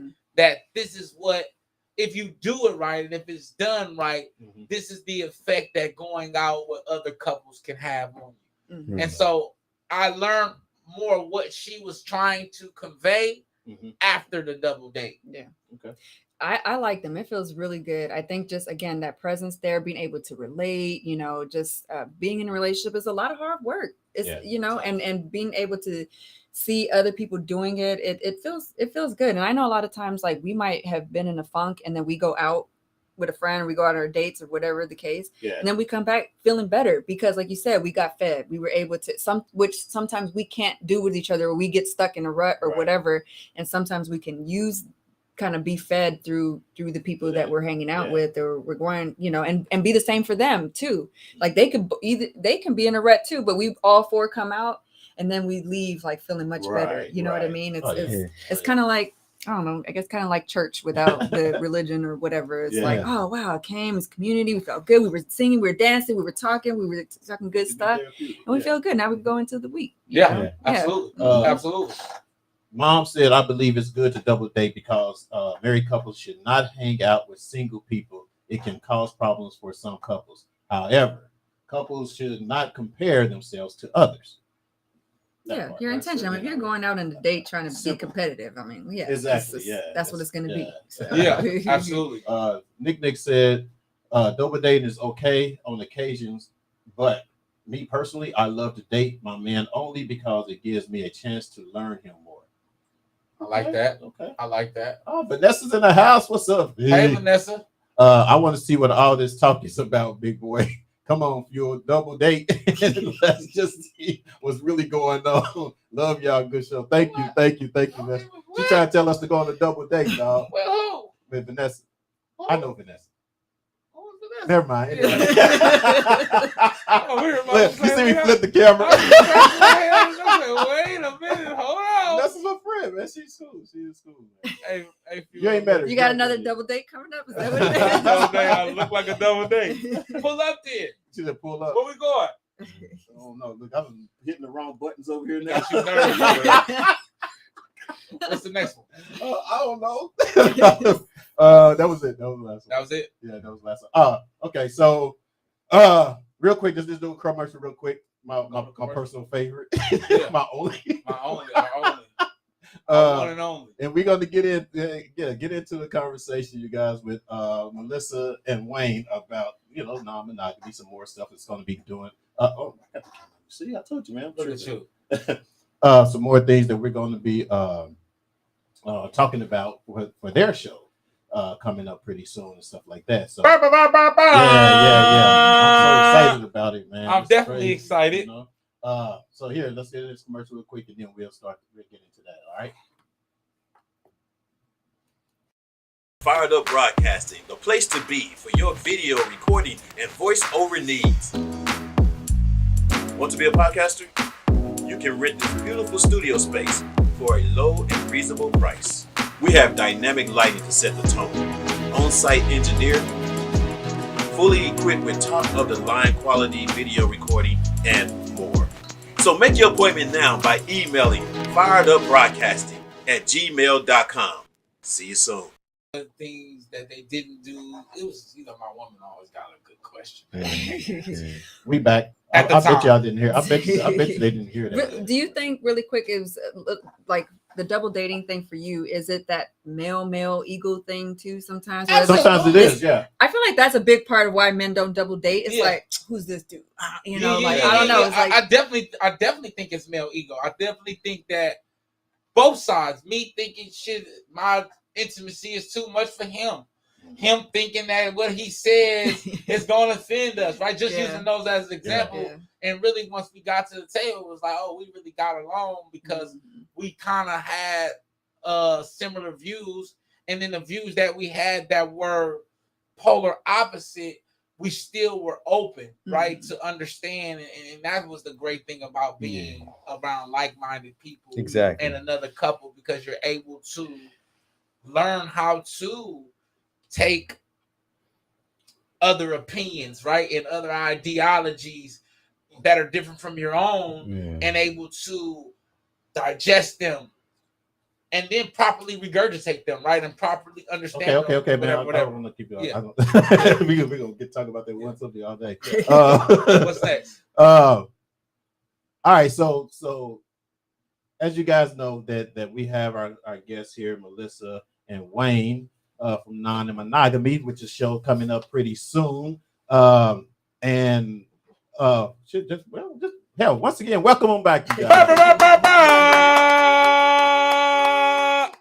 What's up? So I think today, I for some reason I got a lot of questions today. Okay. Today I think I got a lot of questions. Let's see if we can get through them and not get stuck on one topic. I know, right? Yeah. We can get through it.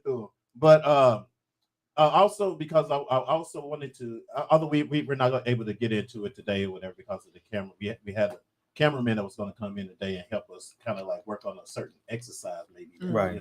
But we don't have it, so we'll do it next time, or either actually just when you guys have your show. Yeah. But first of all, I wanted to ask some questions as to how should you bring it up with your current partner about being in a open relationship, like how. Some people don't know how to bring that conversation to their significant other or whatever, because it may be embarrassing to them or whatever. But what would you guys say? Assuming that you're already together in a monogamous relationship. Yeah. You want to take them? I think it's a big question, right? So, but we're gonna try to squeeze it into this small space. Yeah. Absolutely. Right. And so, for me, I always suggest just having a very curious conversation. I love that. That's a new thing that I just enjoy, like being curious, right? Because we tend to talk a lot, but we don't ask a lot of questions, right? And so, most of us. So I feel like curiosity is the antidote for so many things. Yes. So we can definitely start to ask more questions in life, just in general. I'm one. Right, because because it's so funny because even something is so small, like supposedly men are so logical, right, and women are so emotional. So a lot of times when our women come to us and they have issues or they have something going on and they tell us what's going on, we want to try to solve it, right? But what they most likely want us to do is just listen to them, like you said earlier. Going back to your point, and I've learned that and just ask a lot of questions. So I think just being curious, honestly, just asking a lot of questions, like, what do you think about this? What are your feelings around this? And it all depends on how you approach somebody, right? Yeah. Because I've said a lot of times, like, people say, so do you date non-monogamous people or monogamous people. I said, I feel like pretty much a lot more people open to things is all about how you approach them. So if I come at you in a very curious way, but I'm really asking genuine questions and honest and open and being transparent and vulnerable, then you're going to let your guard and defenses down, and we can have an honest conversation from a space that we can both understand, right? We have an understanding of what we're talking about. And so I think that in relationships, if you want to open up your relationship, just be real curious, just ask a lot of questions, and then, to like, what do you think about this? How do you feel about the idea of this? Have you ever felt these things? Or in a relationship, do you fantasize when you about other people when you're in a relationship, or have you thought about other people or whatever? And so just curiosity. Can that curiosity though kind of like open up a certain door in the relationship, because maybe one wants it and the other don't, where, you know what I mean? It's kind of like, say for instance, if I was curious about it and I brought it to my significant other, and she was like, oh wow, you want to do that? That's what you want to do? You know what I'm saying? Then it kind of goes and evolves into something else different, as opposed to me just trying to see where your head is. Right. And just by being curious, with that kind of cause conflict. I think that curiosity, kind of answers your own question, right? I think through that curiosity, you got your answer. Yeah. Right? She answered your question. So now it's your decision to move forward, because now I'm kind of open. What if she flips it? No, that's what I'm saying. No, well, it answers the question, right? Because you were curious. Okay, you were curious. Yeah. She expressed her feelings towards your curiosity, and that's your answer. So now you have to move accordingly, right? So now you have to say, okay, well, what do you feel about me, right? Because there's more questions now. Well, what do you feel about me doing this? And she's going to say, well, I don't like it. Well, then I'm more open to these things. So now I have to say, well, I may have to remove myself from this relationship because I don't want to cheat on you, because I'm more open to an open relationship. That's my whole point. Is like when you're with someone for a certain amount of time, especially if you putting time into this person, if you putting money, or you guys got something together or whatever, and that comes up, because that might have been actually really you, but you've been kind of avoiding that because of this person you found, you care, you love, or whatever. And sometimes what people do, they'll get in a relationship for a long time or whatever, and feel like that they can come to them about anything, and they bring something up like that. That could be the thing that killed the cat. So your curiosity. You know what I'm saying? I hear what you're saying. So what you're speaking from is a very like monogamous perspective, right? And that's not whatever. No. It's just a very like if we do this thing, it could open up Pandora's box, and it seems scary, right? But at the end of the day, or it could ruin the relationship. Right. That's the Right. Too. Like, at the end of the day, each person in a relationship is individual, right? So now you're talking about, okay, cool. If I can't talk to you about it, then I cheat. Now what? You know what I'm saying? So you would much rather me have come to you and have a conversation, and then to continue to hide these things from you and not speak to you about them, and because I'm not able to show up in a relationship now because I'm suppressing certain aspects of myself, because I am an individual within this relationship. Right. I have feelings and emotions just like you have feelings and emotions. I have desires, wants, and needs just like you do. And I think that a huge mistake that people make is that when you get into a monogamous relationship, you're supposed to let all that go. Right. That's unrealistic. That's not how that works. It don't just leave my body because I'm with you now. Right. Now I just can't tell you about it. Right. And so, and which is unfair to both of us, right? Because I'm doing our relationship a disservice, right? By not being honest with you or myself. So I would say that these conversations, if this feels something like strong in you or something big enough in you, then you should definitely have that conversation. Yeah. And then understanding, even if she did respond to you like that, it's a fear-based response, right? And that's okay, because she could have a jarring response at first, because now you're still allows for a conversation. You may have to be patient.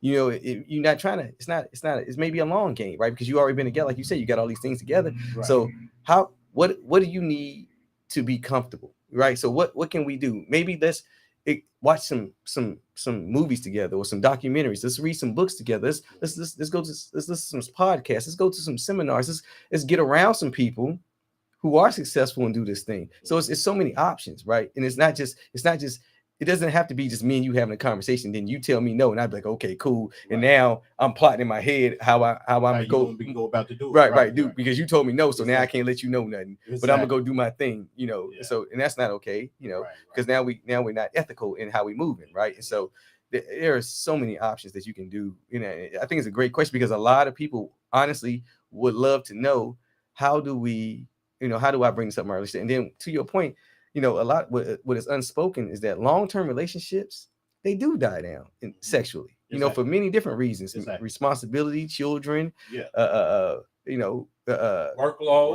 all that, right? And it's not going to be as exciting coming home to the person that you live your life with all these everything. They're not going to be so sexually exciting, but the person at work who compliments you, because the compliment's going to be less, the affection going to be less, you know, just because we just like, man, you know, Esparell talks about this, like when we go out into the world, job, whatever, right? We show up as our best self.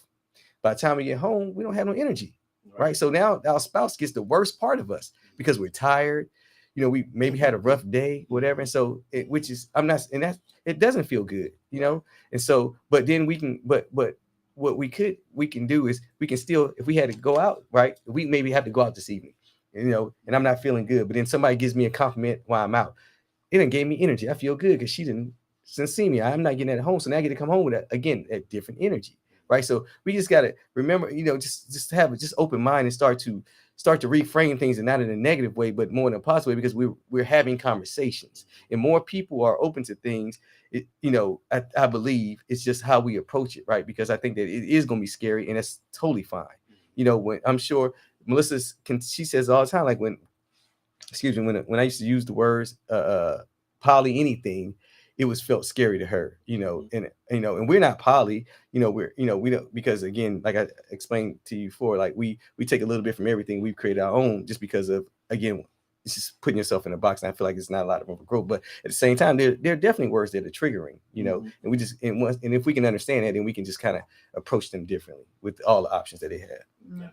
Yeah, I think patience was something good that you really said, like have patience. I think people come into this and like, all right, want to do this. What do we, you know, and then they're not really giving the care and the attention to the situation. They just want to get to the good stuff and the fun stuff. So patience for sure. Allowing your partner to have, I'm kind of capping what you're saying, allowing your partner to have their response, their emotion, because it is scary, especially if you've been in a relationship together. There's a lot at stake here again. You know, and that can be a scary thing. So kind of like, you know, holding tight on that and like not being afraid of your partner's response and allowing them to have that and giving them the time and the space for that, you know, and being there for them and that, because that could be, like you said, jarring or whatnot. Something just came to my head. I always hear a lot of people say, well, if you want to do this, you don't love me. I'm telling you because I love you. Right. You know, even if you know, when people cheat, right, and then they say, oh, you cheat on me, that means you don't love me, you don't be no more. You know, I didn't want to tell you because I don't want to hurt you, right? If I, you know, again, I'm not saying I'm not condoning anything. I'm just saying that understand this person didn't leave, right? Regardless, now if they're abusive, understand that it's completely different. They're mentally abusive, physically abusive, whatever, that's different. But if someone is feeling like they're not getting their needs met, they go out and get them met, but they didn't leave you. That's a conversation. Like, so why do you feel the need to have to go out? You know what I'm saying? But you're still here, you know, or you don't love me because you're having this conversation. No, I love you. I'm in love with you. I don't want to not be with you. Right. At the same time, I'm expressing to you that there's things that I'm feeling like I'm not getting within the relationship. Right. You know, and it's not that I'm going to go be with somebody else because I feel like they're better than you. I love you. We built a life together.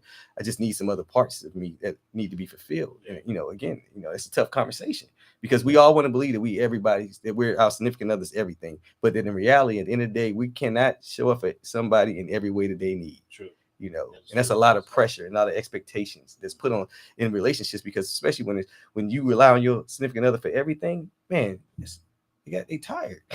You know. So, yeah. Well, do yourself a favor and your partner by, you know, doing that self-reflection first before you come to. Yeah. I wouldn't ask it just for me. No, not you. No, not you personally. No, not you personally. I did kind of look at you though.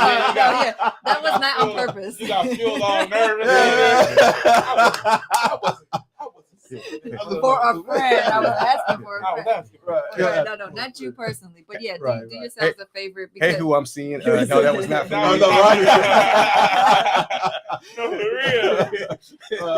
It was for my friend Larry's his name. I got a guy named Larry. I know, right? Brown Friendly said if people be true to who they are instead of being misleading, that would avoid the awkwardness and lies of but sometimes we don't come into ourselves until we're in that relationship, and I want to acknowledge how hard that is, and that is not an easy conversation to have. No, it's not. You know what I mean? Because not all situations was it this case where you weren't honest from the beginning. Sometimes you just don't find yourself until later, you know. Right. And so, and sometimes you have people assume once they get to know you or fall in love with you, they assume that you're gonna go along with what they want. Exactly. Yeah, that can happen everything too. they want. Yeah. Let you follow me. Do what I do. Exactly. What I say. Do. You know what I'm saying? Let me ask you this: so, what emotional boundaries should be considered once you get into that space? Like, what emotional boundaries should be kind of considered? You know what I mean? Space? Sorry. Yeah, like if you get in, like once if you're open in you start to open your relationship. Yeah, once you actually get to that point or whatever, is there certain boundaries that you should consider, or people should consider when going into this? That'd be based on the communication, sense? right? Would that be based on the communication? I was just kind of wondering. It sounds like you're maybe asking, like, what should I be careful about? Like, what emotional things can come up for me that I should be sometimes you have people have certain boundaries, like, don't fall in love, or don't try to, if your emotions get too close to that person or with that person, then that's when you need to cut it off. Like, what boundaries are there? Before we go there, I kind of want to rewind. Yeah, it does. I want to rewind really quick because there was a thing I wanted to say about the first question.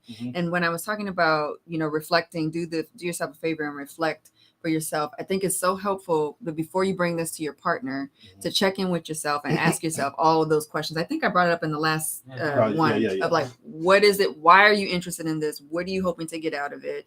What does it look like and mean for you?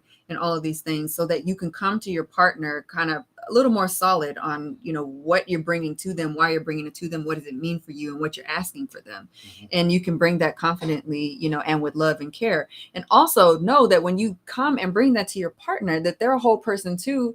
And whether or not they're interested in it, they're going to have needs as well too. And so, like, consider your partner in that conversation too. Like, I think we bring it up and like, oh, this is the thing I want to do. And then we forget how our partners may or want to do that too, and what it's going to be for them, so just make sure that you're considering the other person in this as well too. So, but anyway, back to the emotional piece. So you're saying, like, what are so it sounds, maybe you're talking about the boundaries to consider. I mean, everybody has their own boundaries, so that's first and foremost. Like, there is no one way to do this. Each couple or each person, is going to have their own significant needs and boundaries that are created, for your dynamic. Yeah. And for instance, like what you were just saying earlier about the words that you couldn't find as to, like, I just needed to check in. Yeah. That's a boundary. Basically, it's kind of, or would you consider that as being a boundary? Well, because it's kind of like it's more of a need. A need. Yeah. Something that I need in order for me to feel that she's okay, comfortable. Yes. Right. Yes, that's a need. Like, and then I tell her what need I have, and she can agree to if she can feel like she can fulfill that need or not. That's she's still an individual, and then she could be like, oh, I can do that. That's, I can do that for you. Yeah, and I think that again we're going to an unrealistic expectation when we tell somebody not to have emotions involved. Everything we do is emotional, right? We have emotions involved in everything. Like when I hear. Even when men say, "Oh yeah, I can have sex with somebody and no emotion," you got some emotions. Right? There's some emotions there. Yeah. You're not just a blank slate just going in there. So again, are you able to mask your emotions better? Yeah, because we've learned that from a very young age as men, right? As boys, rather. True. So yes, we can mask our emotions pretty well at this point because we've had to throughout our lives. Right. But to say to somebody, "Hey, don't get no emotions involved," that's like, then we can't interact with anybody. And what are we doing? Yeah. Right. I think. Yeah. But then what about like maybe as far as like, okay, so you can go out with somebody, but so maybe you're talking about I would say, agreements. Like, how do people come up with agreements to keep us emotionally safe or to care for ourselves? What are three of you guys' emotional boundaries? Yeah. Or things that you use within your relationship right now? Right. And then that for an example. That's fair. Okay.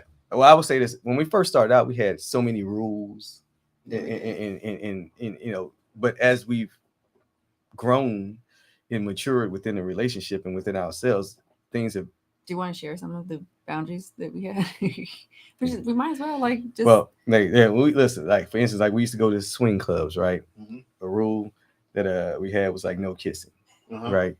And I was like, okay, cool. I don't really like to kiss anyways. Back then, that was my like I'm good. Like I think that because that was something that it was one of her rules that she had, basically like, and I was like, okay, cool. But but then I think that back then we told ourselves that was something that was special for us, that we were keeping that intimacy, that type of intimacy for us. Right. You know what I mean? Right. But this is the big part to it is that when you create these rules, are you creating them to protect yourself because you're uncomfortable, or is this something that you really want? Because at the time we had this rule that she created, she was the rule breaker. I make them and I break them. Right. Back then. That's good for that. It sounds good for that. It was a couple rules that she had created and broke. Not to say I've never broken a rule as well, but it was funny because she would create a rule and then she would break. So then it finally came back to us. Yeah, we're creating rules that is not necessarily something that we really want. That's benefiting both of us. Right. And agreeing. I'm comfortable with it for myself, but I don't want you to do it. Right. Is what it basically boiled down to. Yeah. And that's what it was. Yeah, and I have those same feelings about certain things as well. Like, hey, I'm good with me, but I'm not okay with you. So as we've grown, those things have changed. So now we've kind of changed the narrative and reframed it to where we've really been working on having boundaries for ourselves and not so much rules. And obviously there's things like, for instance, like, at the end of the day we have kids, so we're not just neither one of us is going away for the weekend. Like that's understand and respect the relationship. We're not staying out all night, whatever. You know what I'm saying? Just again, because the truth is, like, man, we got kids. But that's not a rule, and that's something that we've talked about and we've agreed to. Yeah, that's why. But that also can change. To this. That's why I'm because, and that's easy to say that now because we're not, that deeply involved with other people. Right. But naturally, somebody can come along and be like, "We want to spend more time," and then we would come back to the table and we would talk about, "Hey, I know we had this thing where we don't really stay out over the weekend or whatever, but my relationship with this person is evolving. We want to see each other more. And can we talk about how that could look?" That up. Right. And my thought is because, like for me personally, I would speak for myself, like, because I know we understand we have young kids. I don't want Melissa to have to wake up in the morning and have to deal with all that by herself. I wouldn't feel good about that, because we do have a team effort in how we kind of go about things and do things. Exactly. Right. And so just for that alone, I need to show up a certain way and understand that I still have responsibilities, whatever, right? And so you really workshopping this rule live in person. No, it's because that's not a rule, right? I mean, not rule, but idea. Yeah. I always think anything's possible. It can happen. We really wanted to make it happen. And that's what we want for ourselves. Yes. We're gonna find a way. We're gonna make it work. Yes. So, Not to. No. That's how she truly feels. Like she feels like, hey, look, we're gonna make it work. We can figure it out. We're gonna figure it out. And I love that. That's something that we really and want. A lot of times, for the most part, that is what it is. Like we do figure it out and everything, but to talk about like boundaries for ourselves is what, like, for instance, what do you have? What's the boundary for yourself? Put me on the spot. I don't know. What's the boundary for myself? More recently, I'm playing with this thing where if I meet somebody who has a partner, I think right now for myself, I feel like it's really important that I have some contact with that partner. Like I meet them to some extent, you know. Yeah. I'm still trying to figure out like how ideally for me, how much I want to like be involved. Because in my mind, ideally we're like, hey, we're cool.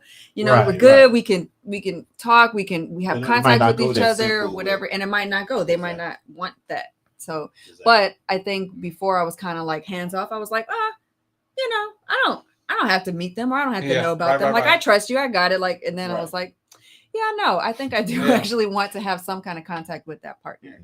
Is so it that's just kind mainly of a respect thing, or is it? It's an acknowledgement thing. It's just making sure we're all on the same page. Like, we don't need to sit down and have a whole deep conversation. I mean, I don't want to like pressure you to be my friend. But yeah, there isn't this acknowledgement, making sure we're all on the same page, and that they're acknowledged, that I'm acknowledged, that everybody's acknowledged, and you know, and that the door's open. Like, if there's any issues, and we're moving in an ethical way. Like, everybody understands and knows what's going on. Like, oh yeah, my girl, she good with it, and then she don't even know. Right. Yeah, remember I said that last time we talked about. I met a young lady or whatever that basically was going to be in that sort of situation. So she didn't want you to go. Wife didn't know. No, the wife didn't know. You know, but he kept saying that, you know, it's okay, it's good. You know what I mean? But the wife she kept asking, well, does she know or whatever? Is she the same way? Or, you know, and he was like avoiding that question. You know, would never really talked around it. Right. And hence her saying that she wanted to meet the person just again to make sure all that. But also because, you know, I really like, if I'm liking this person, you know, and they're a part of, that's their partner and that's their part of their lives, like I that means something to me too. Like, you matter to me, essentially. It's like, that person matters to me, and I care about you indirectly, or, you know, to an extent too, and I want you to know that I do. So yeah. Let's get to a question Nick just asked, which is a good question. What if you begin a non-monogamy relationship and your partner wants to go back to monogamy due to not being able to handle it? Then here comes the drama, right? That's what she said. Right? She said, right? I mean, possibly, but I think it's okay. I want to normalize, like, it's okay. Like, that's just, it doesn't matter. Monogamy, non-monogamy, it's okay to change the agreements of our relationship throughout our relationship, to come back and see, you know, the dynamic of our relationship. What does it look like? You know, all of that. It's okay. Come back and learn the dynamic. Talk about why as we grow, it's okay to revisit maybe rules or agreements that we've had, right? Because we've grown, and I may not feel that way about that situation anymore, and now we can maybe tweak the way that we do these things. Exactly. Or maybe it's situational. Maybe it's that it's not that you've changed, but maybe the circumstances have changed, or whatever. You know, we get pregnant, or we're I don't know, we dealing with a lot of stuff, or whatever the case. We're like, hey, we're gonna, you know, or that like we're dealing with conflict. I mean, we've taken breaks because we were dealing with conflicts from each other. We felt like we're not really able to show up with other people for other people right now because we're having some issues. So it's probably best that we kind of take a break right now, you know, and figure this shit out. Brown Prinny said, very good question. That was that nickname. That was the nickname. Kissing is too intimate. That's what she said. And then she said, do you have outside conversations on a regular basis with others? What if the other develop feelings? What if you develop feelings? I think we've answered that before, but go ahead. Yeah, I mean, that can happen, right? You know, it could definitely happen, and that's something that if you don't want that for yourselves, you can communicate that ahead of time, and you can share that concern, and you can, you know, maybe have certain practices or agreements or boundaries where that can, you know, that's acknowledged and considered, and to some extent, I don't want to say prevent. I hate the word prevent. I can't find a better word, but prevent that from happening, or making that less likely to happen. But at the same time, being honest and real that we're humans and we're connecting with people, and feelings may develop. And so normalizing that potential as well too, and having a kind of a plan of how will we deal with this if this happens, you know, so you're not like caught off guard, and you know that it is a potential that it could happen. And I'm just, people that I work with, I just want to make sure that they're not avoiding the things that could happen, and they're not afraid, and that we face them, we put them on the table and talk about that this is a potential, and we're not going to be afraid of it, and we're going to deal with it this way. So. Yeah, one thing that me and Melissa do is when we're hanging out with somebody, whatever, as things start to shift and change within the relationship, we bring it to one another. Like, hey, so there's been a shift, and so now this is possibly happening, or we're going this. So we're always in the know as things. So it's not just come to me one day, hey, so Melissa, I'm in love. because this has already been a process of conversation over several conversations that, hey, as things progress or die down even, so it just depends. And so that's kind of how we, avoid just coming and getting hit with this all of a sudden, like out of nowhere, so we keep the lines of communication open, and we always checking in and just going, just having updates and letting the people know that we're seeing or getting involved with, letting them know what we're open to, what a relationship dynamic is like and not, so that they're aware of that as well too. Know. Well, you guys been in this field and speaking to others, and it just more so, I guess more my curiosity is, do you find a lot of couples as well, I won't say well killed like as you guys, you know what I mean, or as open and as understanding of how to communicate and stuff like that as you guys? Do you see like a lot more couples these days like that, or is it kind of still people trying to?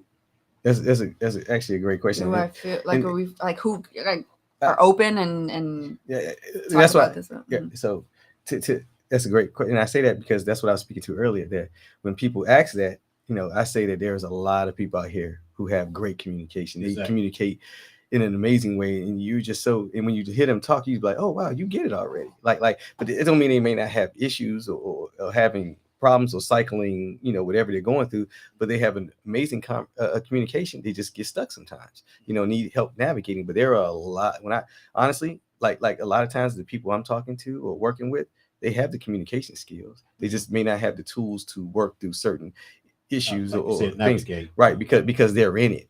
And when you're in it, it's hard to see what you're doing, while you're in it. You may just need that outside perspective to come kind of help you guide or whatever. But yes, it's a lot of people out here. There's more like us out there. And that's what we need you guys for. You know what I mean? Because just how you just conveyed that to me, whatever, that was a better understanding as to, like someone that has that type of communication and not able to be as open with each other, right? Like you guys, bring it out to them as, and that's when you need people. That's why we need them. Yeah, I think that. But you guys are it too. Like I know you're not in non-monogamous relationship, or maybe you don't identify as non-monogamous. But that's, I mean, at the end of the day, that's all it is. It's just not because I ain't got nobody. Right. I mean, opening up is not just opening up to seeing other people having sex with other people. It's really just opening up to be more our authentic selves. You know what I mean? Or opening or expanding our ideas about relationships and ideas. And you guys are doing it here. You guys are bringing up these hard conversations and having it, and that's what it is. And that's why that's why there's more people out there like that, because they're just willing to have these kind of conversations. And I get it, because where we come from, and I'm speaking to us, where we come from, this is not the norm. No, right? We don't, absolutely not. Right. And so but as I've gotten older, and I've always felt like I was, peer pressure never worked for me. I never drank alcohol in my life. I couldn't tell what it tastes like.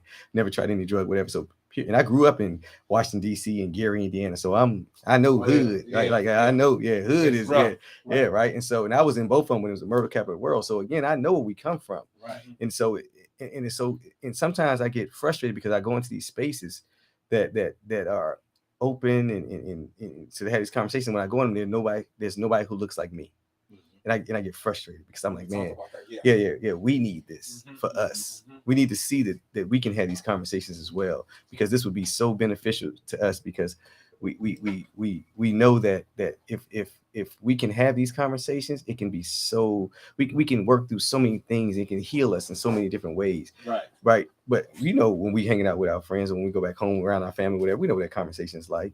This is not, it's not this. But you guys definitely are modeling for when you go back home and you go in your environment and you go around the people that you can model and start to show them that there's a different way to communicate. There's a different way to show up. And like she said, it's not just with open in relationships, it's open in everything in life. With dealing with your kids, dealing with your other relationships, maybe friends, work, whatever, right? Thinking about your job or education, right?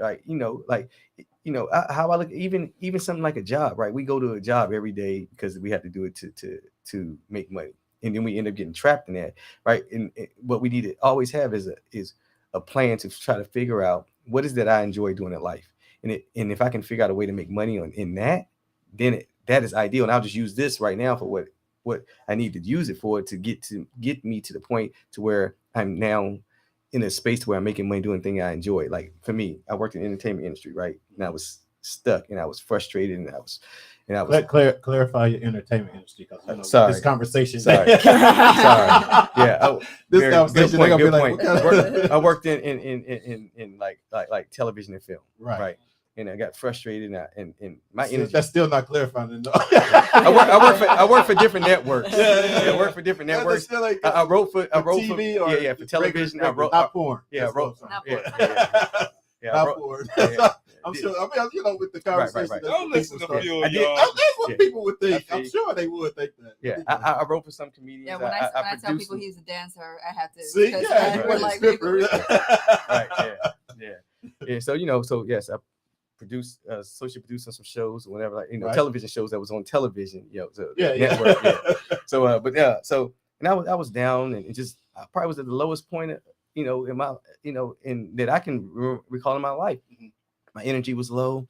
I wasn't feeling good about myself. And she was like, yeah, I think that she was going through a slight depression during that time, right? Because I just wasn't happy with what I was doing. And I had to, once I was able to figure out something that I enjoy doing, that I had passion about, and I could make money off of it, man, when I tell y'all I wake up every day now, I wake up happy, I wake up excited, just with the things that are coming to me right now that I feel like I've been manifesting for a long time. It just feels good. But I wouldn't even be able to enjoy this if I hadn't opened up in other ways. I couldn't be present for what's going on right now because I would still be dealing with all the other stuff. Right. And I've had to let a lot of things go. I had to change the narrative on some things. I've reframed some things in my life, and I just see things completely different than when I was younger. Right.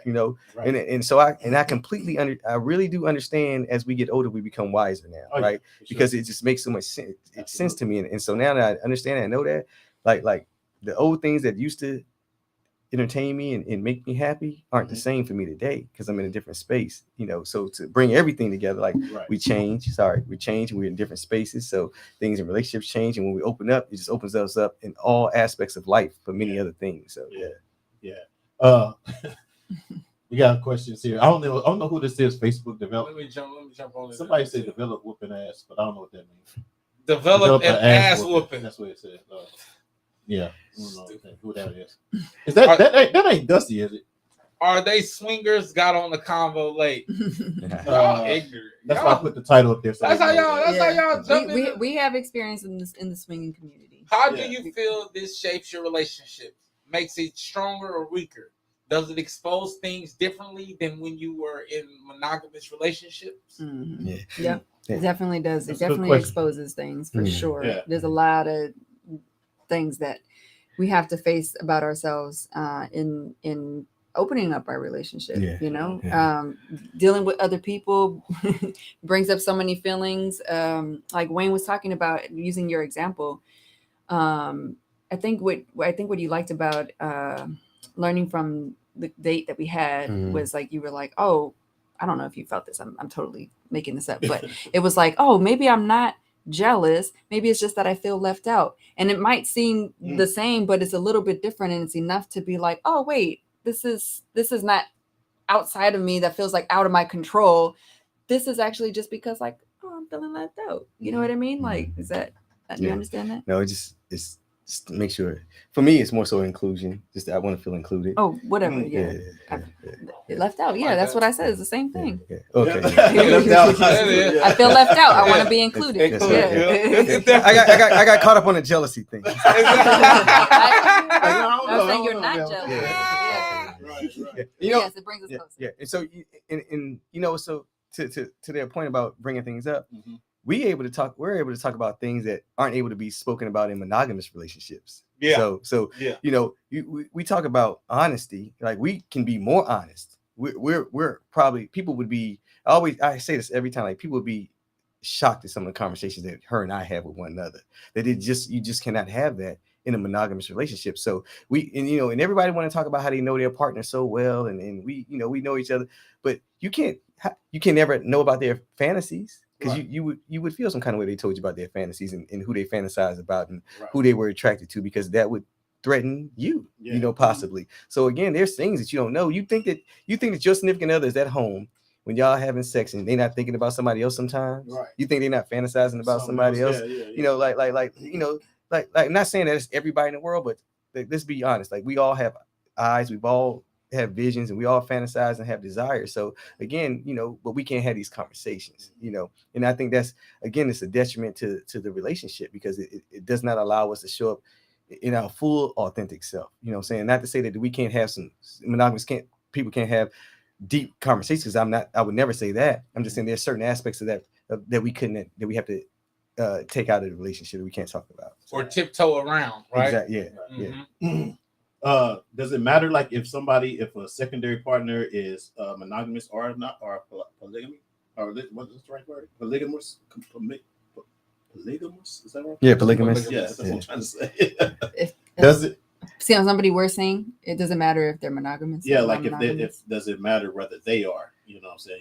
Everybody has a different opinion on that. Yeah. I mean, it again, like-minded people. We're talking about like-minded people. It's easier to be able to relate and connect when you're on the same page. You understand, you know, each other, and it's hard when you have to, you know, teach somebody or explain yourself, or feel like you even have to defend yourself, because some people could be interested in you and, you know, have a lot of opinions about non-monogamy, and then you're like, wait, so are you feeling me or not? Because I feel like you're really attacking me. I feel like I have to defend myself, so this doesn't feel good anymore. And then I don't want to be involved. And I don't want to be involved anymore. Exactly. So, you know, so sometimes from that aspect, it does help to meet people who are non-monogamous or are open to it, or, you know, have some exposure to it or whatever. But, you know, it's a small pool of people out there.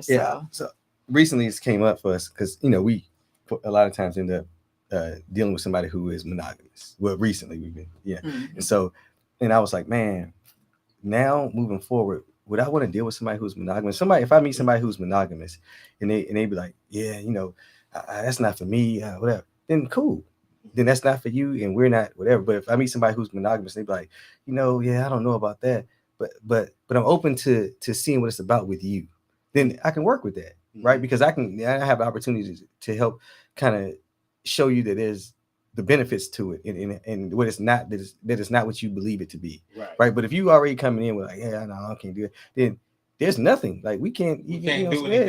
Yeah. Which leads to my next question, like, what is the we talked a lot about a lot of the pros, but what's the cons of being in a monogamy? Yeah, that was gonna be my next. I was gonna say, that's crazy. I was gonna say something about challenges, but go ahead. Yep. What's the pros in being in a non-monogamous relationship? You can. I'm sorry. What's the cons? What's the cons? We've been talking a lot about the cons. So the cons are the dating pool is smaller. The what now? Dating pool is smaller. Oh, okay. Right. Yeah. The way people may view you. Or there's a stigma. Yes, there's a stigma. Non-monogamy, and you might not be able to, you know, depending on how comfortable you feel, you might not be able to be open about your relationships. Right. And there's a lot of people being non-monogamous, you know, in secret, or not being able to share. Right, because of their career, family, you know, church, whatever, you know. Those are two that it can change your relationship. If you are opening up your relationship, it can change your relationship. You know, and it can change in a way that it ends that relationship. Exactly. And that is a real potential. Yes. And I don't know that that's always a bad thing. Right. So, you know. Yeah, I don't think it's. Just personally, I wouldn't think it has been a bad thing, because you learn now, and that person is not that person for you. Right. You know, you just still kind of continue looking for that person. You know, and you're able to kind of move forward, right, without doing what I think we do in monogamous relationship, is just cheating. Right. Yeah. Right. Exactly. To basically avoid the hard conversations that you guys were talking about. Yeah. I think what you guys offer is not, like you said, it's not just for non-monogamous relationships. Exactly. I think that monogamous relationships could really benefit from them, because I deal with this, right? It's having those tough conversations, and the way that we react to those tough conversations could be detrimental to the relationship, whether it's about double dating, whether it's about having an open relationship, or whether it's just about how we properly communicate with each other. Exactly. Those are the challenges that you will face, and that can be difficult to tackle. And if you're not on the same page, it can really show you, hey, well, maybe this isn't the relationship with me or for us, because we can't even have the difficult conversations. And I think that what I'm learning is it's not if the difficult conversations are going to happen, it's when the difficult conversations are going to happen. Exactly. And are you prepared to have those difficult conversations? And when you are having those difficult conversations, are you processing those difficult conversations correctly? Exactly. And are you reacting to those difficult conversations correctly? And I think everything that you guys are talking about are small tools that helps with getting you through those difficult conversations. Yeah. Because understanding that whether it's a non-monogamous relationship or it's a monogamous relationship, this shit is going to happen. Yeah. And you're going to be hit with it hard. Yeah. And are you in this relationship enough to face this hard conversation with courage, right? With accountability, with the ability to respond, right? Yeah. Right. And I think that that's a dope thing, because you have a responsibility to have that ability to respond to yourself, to be able to properly digest some things, your emotions, and to be able to say, hey, you know what? I didn't like that. Yeah. But not, I didn't like that. You're getting on my nerves. Right. It's an issue. Yeah. How do we get past that? And so I think a lot of the things that you guys are talking about are huge benefits for just relationships in general, right? Rather they're platonic or non-platonic, right? Yeah. I believe, hopefully, one of these days that there's not going to be monogamy and non-monogamy. Right. It's going to be relationships. It's going to be relationships. And for me, this is again goes back to my point about me, as I said last time, about people being therapized. I truly believe in therapy at this point. I think that a lot of us deal with a lot with so much trauma, you know, in unhealed wounds, and so we bring them into our relationships, right? And so now it's expected that the other person, you know, is supposed to be to know how to take care of you. This person don't have no training. This person has not done the work on himself. How can he help take care of you? You know, so you're asking somebody who has no experience and no idea how to take care of somebody to take care of you, right? It sounds they're not qualified for that job, you know. And so, I do believe in couples therapy, maybe coaching or whatever, like or couples work, because I think that what we've lost is the ability to know how to talk to one another. Yeah. Right. So we are very we can be what some would call disrespectful, and I just think it's more. Some are just basically try to so-called be secretive, right? About their, you know. Right. But I'm speaking to the point like our reaction can be viewed a certain way because we don't know how to express our emotions without getting angry, upset, or attacking, or being spiteful or being whatever. Mean. Yeah, being mean. I have a thing of being mean. And I'll say some wild shit. Right. Because these emotions swell up in us, and we just gotta attack. You know, it's better instead of, like we spoke about before, about just being vulnerable in that moment and being like, man, that hurt. It didn't feel good to me.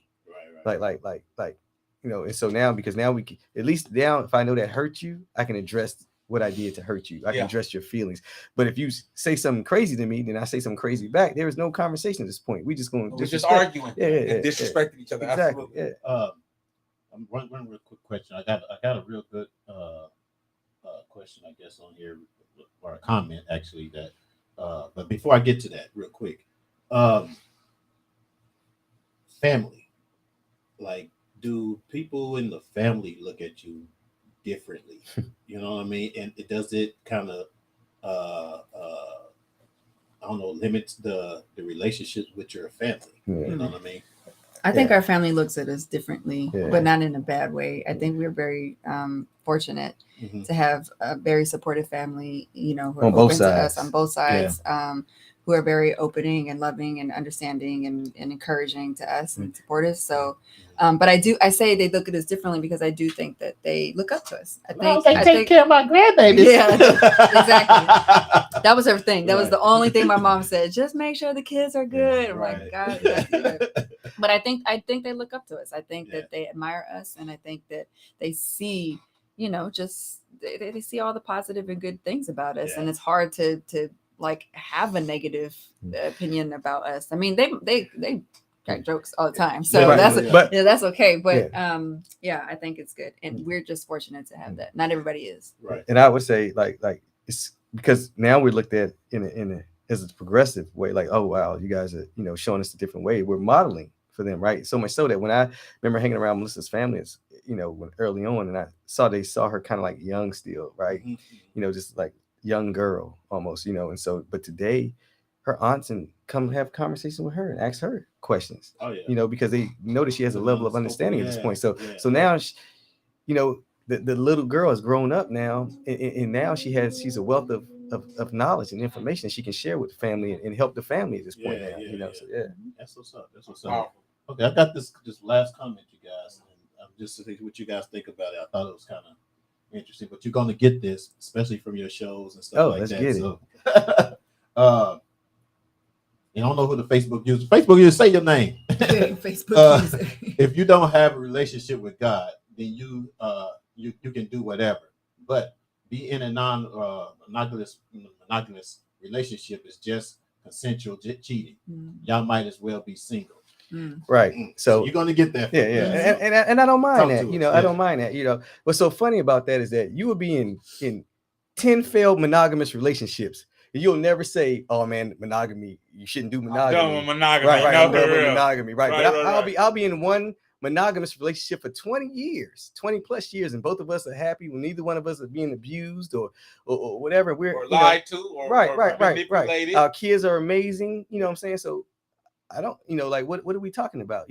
Like we use religion and God as a crutch, as a defense, because you feel like some type of way, like it impedes on what you believe in, your beliefs, right? Like for instance, like when people see two gay men walking down the street, they'll be like, "Oh man, I can't believe he out there because it's gonna make my kids gay." No, that's making you uncomfortable. Right. Understand it. It's okay for you to be uncomfortable, but I'm not trying to push my values on you.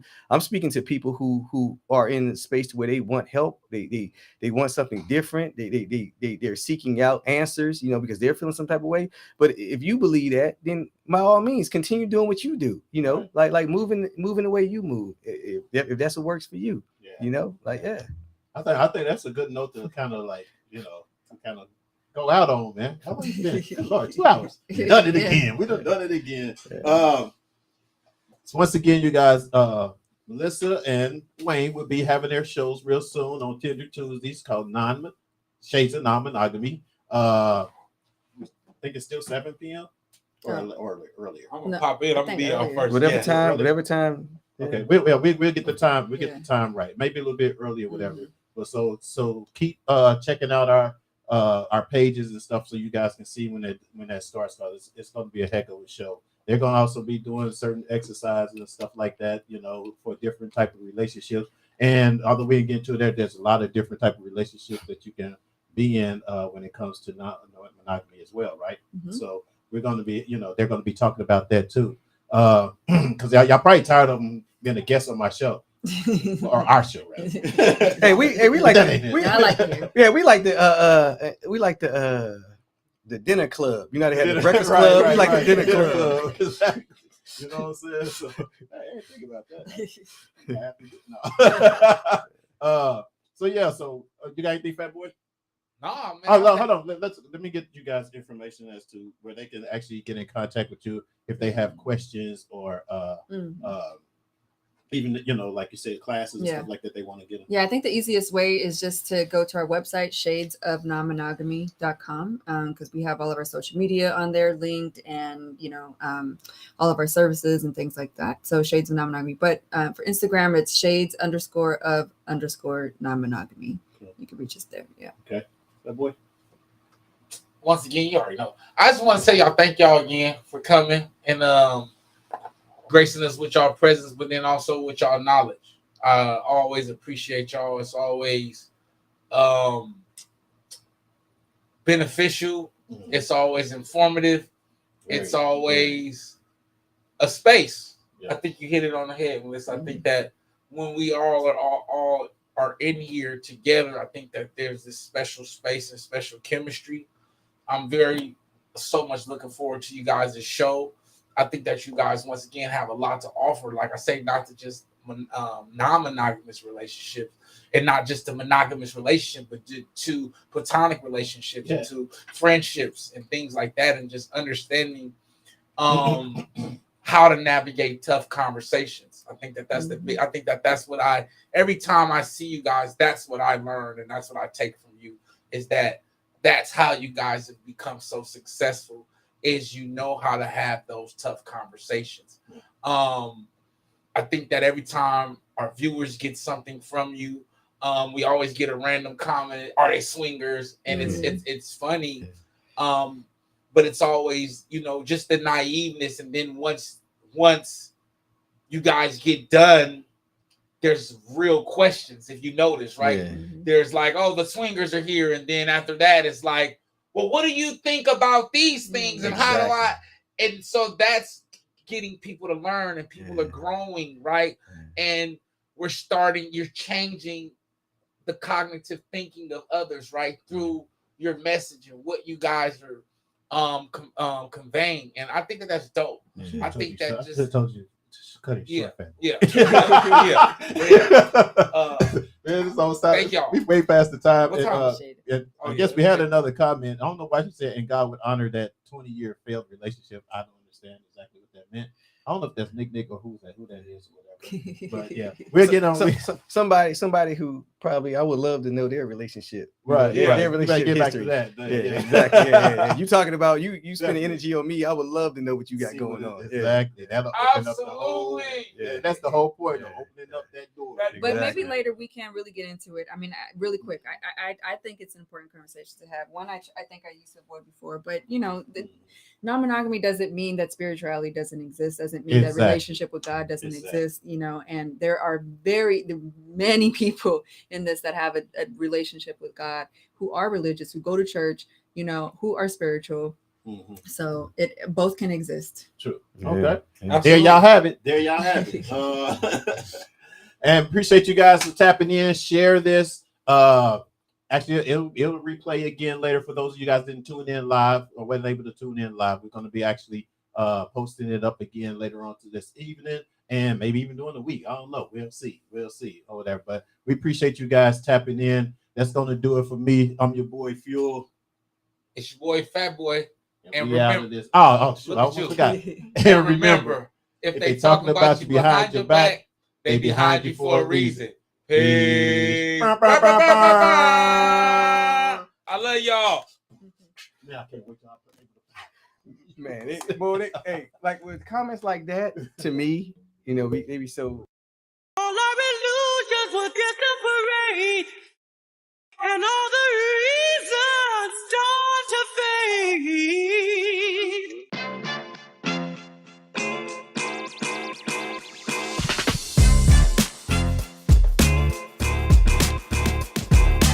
What's up, everybody? Welcome to Reasons, the show where you can give your reasons why you think what you feel about what we're talking about today.